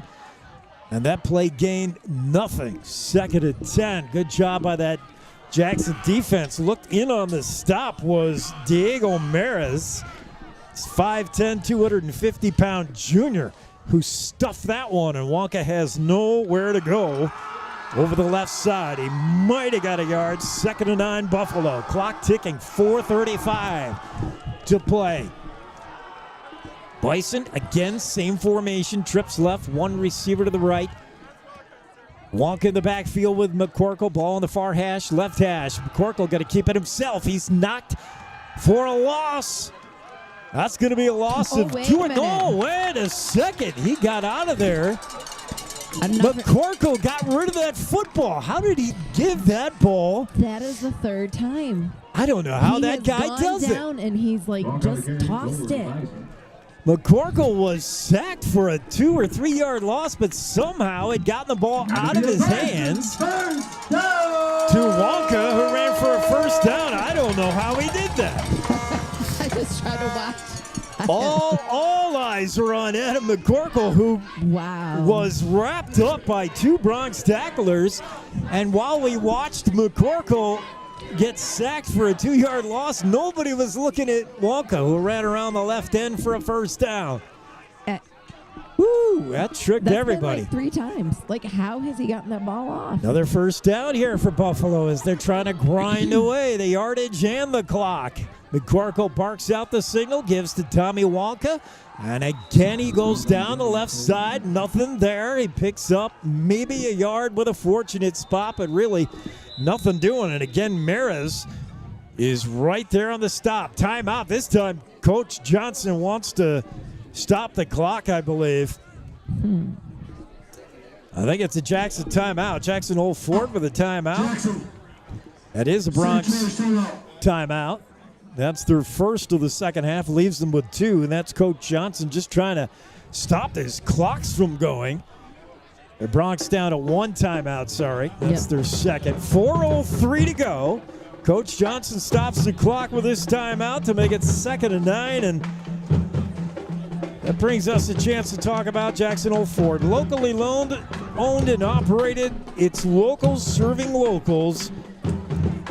They're always looking for a used vehicle, so if you want to cash yours in for some money, let Jackson Hole Ford pay you some cash for that old clunker. They're always in the business of adding to their pre-owned inventory. Go see Jackson Hole Ford today. This timeout sponsored by Jackson Hole Ford. 4:03 to go with the 4th. Bison lead at 19-14. Jackson defense, a lot has been asked of them tonight, and they got a big ask here as they need a stop. They need a turnover. They need something right now. Let's go. It's been a whole lot of Tommy Wonka, the senior, 5'11", 165 pounds. He has been carrying the load for the Bison here in the 4th quarter, and he's back out there. Now notice Coach Walker not going with Barron, the sophomore. I think he trusts the upperclassman senior to hang on to the football. You can ill afford a fumble here. In motion is Nicholas. He gets a fake handoff, and this time McCorkle is not going to do his magic. Jack Barazay with a big shot, and down goes McCorkle. And I'm pretty certain McCorkle has the football when he got up. I don't think he gave it to anybody. I think Jack came out of nowhere. That was fast. Barazay with a big hit. Whoa. That's a loss for McCorkle, and it's going to bring 3rd and 12. Clock is stopped here. And timeout? No. Did Johnson call his last timeout? Or was it? He did. Oh, yeah, he did. It's 3rd and 15, by the way, for the Bison. Coach Johnson has burned all 3 timeouts now, and he's done it on defense as he senses this is the last stand for the Bronx. He sniffs it, and he says, it's now or never for my defense. I think they can hold. I got 3rd and 15. I'm going to burn them now, and we're going to get the ball back, and I'm going to give it to my offense. The problem with that idea is the offense has done nothing for you since that first 12 minutes. It's been quiet. That's true. But you got time. Even without timeouts, you'll get the ball back with, 3 and change. So there is time. Bison, meanwhile, do they gamble at all? Remember, McCorkle threw the ball deep in his own zone last time, and Liam Logan with a pick 6, so I don't think you'll see Adam McCorkle throwing here. He may call his own number. That's been effective tonight. A Zane Huber fly sweep. We haven't seen one of those all night tonight, maybe. But Huber is down at the bottom of your screen here. Trips right, McCorkle. 3rd and long. He does want to throw. Safe pass to James Einut. Einut gets a block, gets another block, and now Jack Barazay is going to grab him, and down he goes. Oh, that was scary for a moment. James Einut got a couple of blocks, broke a tackle, but he's going to pick up about 12. The problem is he needed more than that. He's not going to get 12. He's going to get about 8.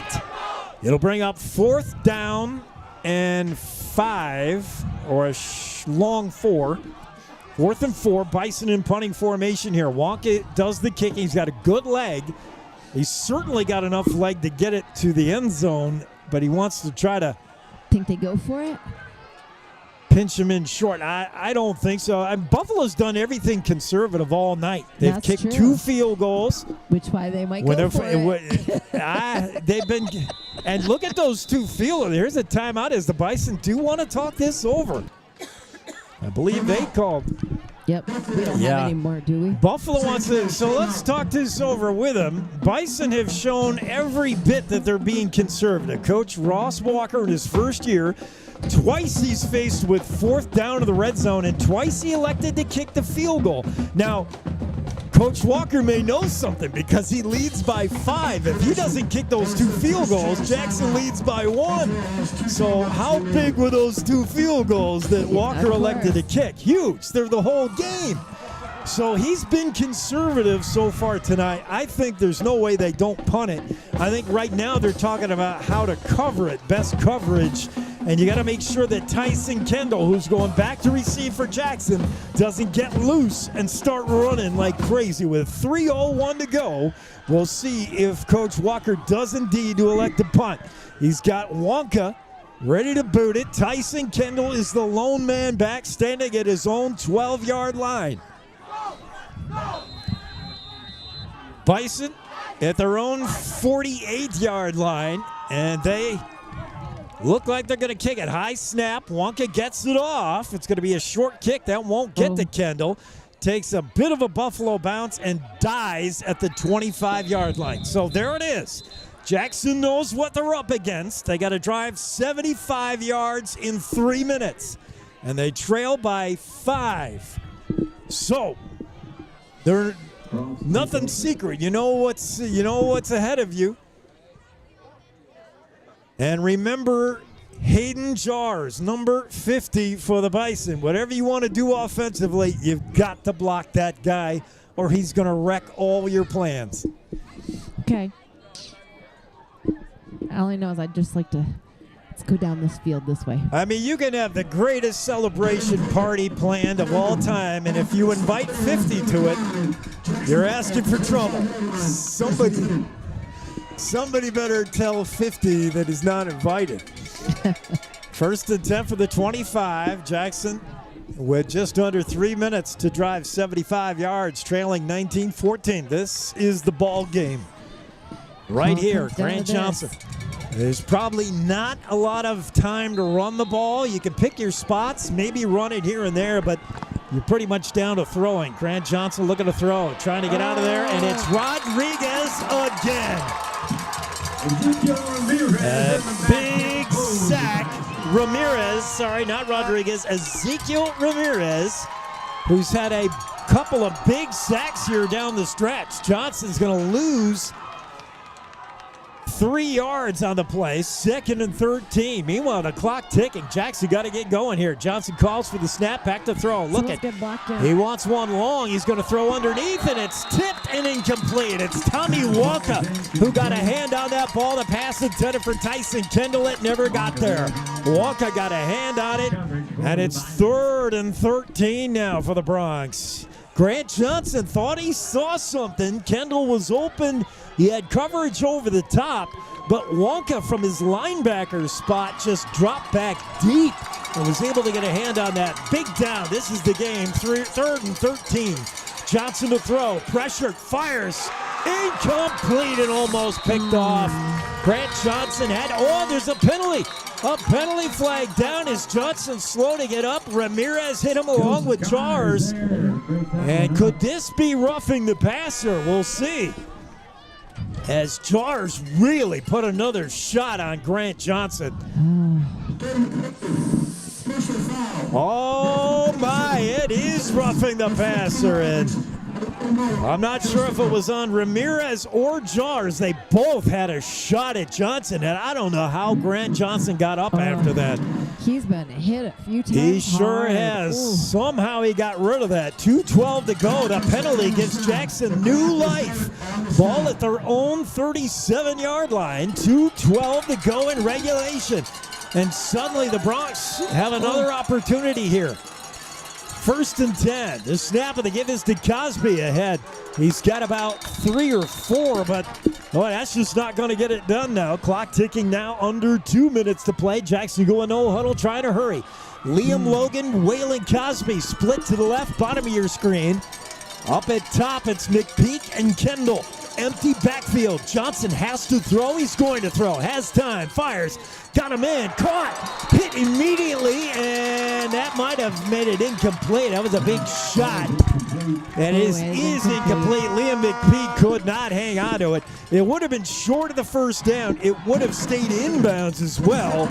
So maybe Jackson better off that was incomplete. It stops the clock with 1:44 to go. Liam McPeak, that ball hit him right in the chest, and then he got popped, and it came out. So incomplete. 3rd down and 8 for the Bronx. They're in 4-down territory. Flags fly before the snap. This is going to be on Jackson. A little bit of motion. It might have been Logan. It might have been Kendall. They had 3 receivers down here to the left. Could have been any 3 of them, I thought, moved a little early, and this would be a painful penalty. That's going to hurt. Yeah, that's a big penalty. A 3rd and 8 now becomes a 3rd and 13, and just makes it all that much harder. And obviously, you're going to go for it on 4, so you got 2 plays to make 13 yards. Do you try to throw something underneath there? Is the Bison, we'll see if they're going to bring any pressure. Grant Johnson to the backfield. With him is Cosby looking to throw. Johnson wants it all. Fires, puts it up for Zelaznik, and it's intercepted. Intercepted by Zane Huber. And the guy who we haven't called his name hardly all game long comes up with a big play that seals the deal for the Bison.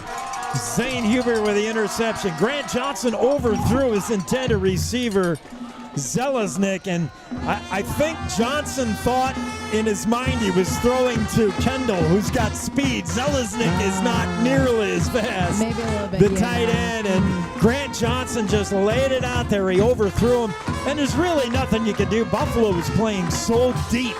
Yeah. Zane Huber was just sitting back there in the catbird seat playing deep free safety and just pulled that ball in on the overthrow. Bison just going to try to run the clock out here in the I formation. McCorkle, and a fumbled snap, but he does get back on top of it. Oh, my goodness. As the Buffalo crowd hushed, the band stopped playing. Everybody just froze for a second. They're like, oh, my. McCorkle just dropped it. I was waiting for him to toss it up in the air and, give it to someone. That was close, but Adam gets it back. The senior staying poised, drops on his own fumble. It's a loss of 1, 2nd and 11 with a Minute 20 and counting as Buffalo just lets the clock tick, tick, tick away. Jackson cannot stop it. Coach Johnson is out of timeouts. And they're going to go victory formation here, realizing everybody's done the math and Jackson can't stop it. The Bison just going to take a knee here, especially after the McCorkle fumble.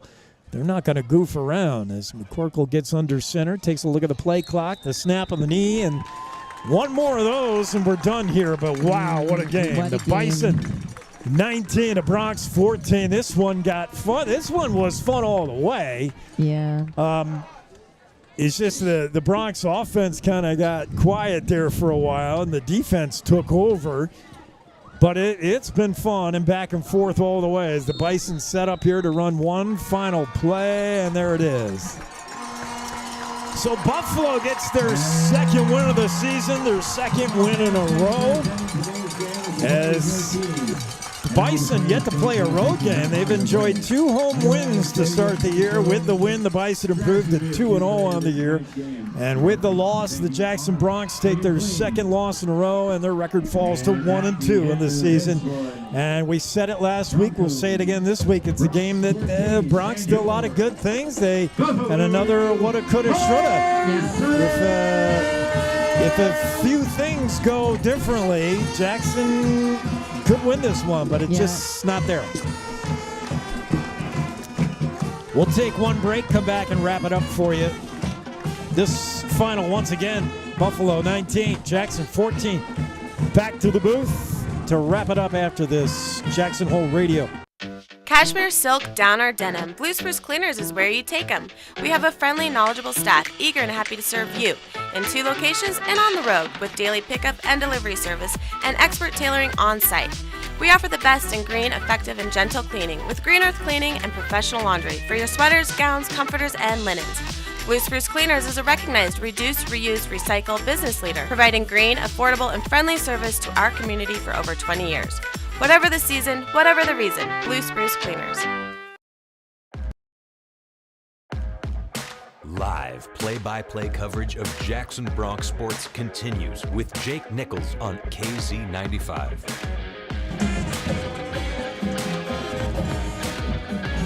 Back one last time to Steve Lawrence broadcast booth. A sad day for the Bronx, but a good football game. Bison get the better of them here in Johnson County. Buffalo improves to 2-0. Jackson 1-2 on the season. Players of the game, let's start with the home Bison team, the black and gold. Who do you like? I got to go with Wonka. Tommy Wonka. You said his name last. Though the play of the game was probably the last one right there with Huber catching it, but I got to go with Tommy Wonka. Yeah, I thought we were going to see Zane Huber do everything early and often and all night long, but it was other guys that did it. Einat had a good game. Yeah. Sutton had a key interception in a good game. Adam McCorkle at quarterback. When's the last time anybody has talked about a Buffalo quarterback doing any? This is a team that just runs the ball. McCorkle had a great game. But Hayden Jars, Ezekiel Ramirez. I'll go with him. He had 2 big sacks. Just because. Why? Player of the game for the Jackson Bronx. Who do you like? Who showed up for the black and orange? What's his last name? Zeliznik. Yeah, you said his name a lot. I'm going with you.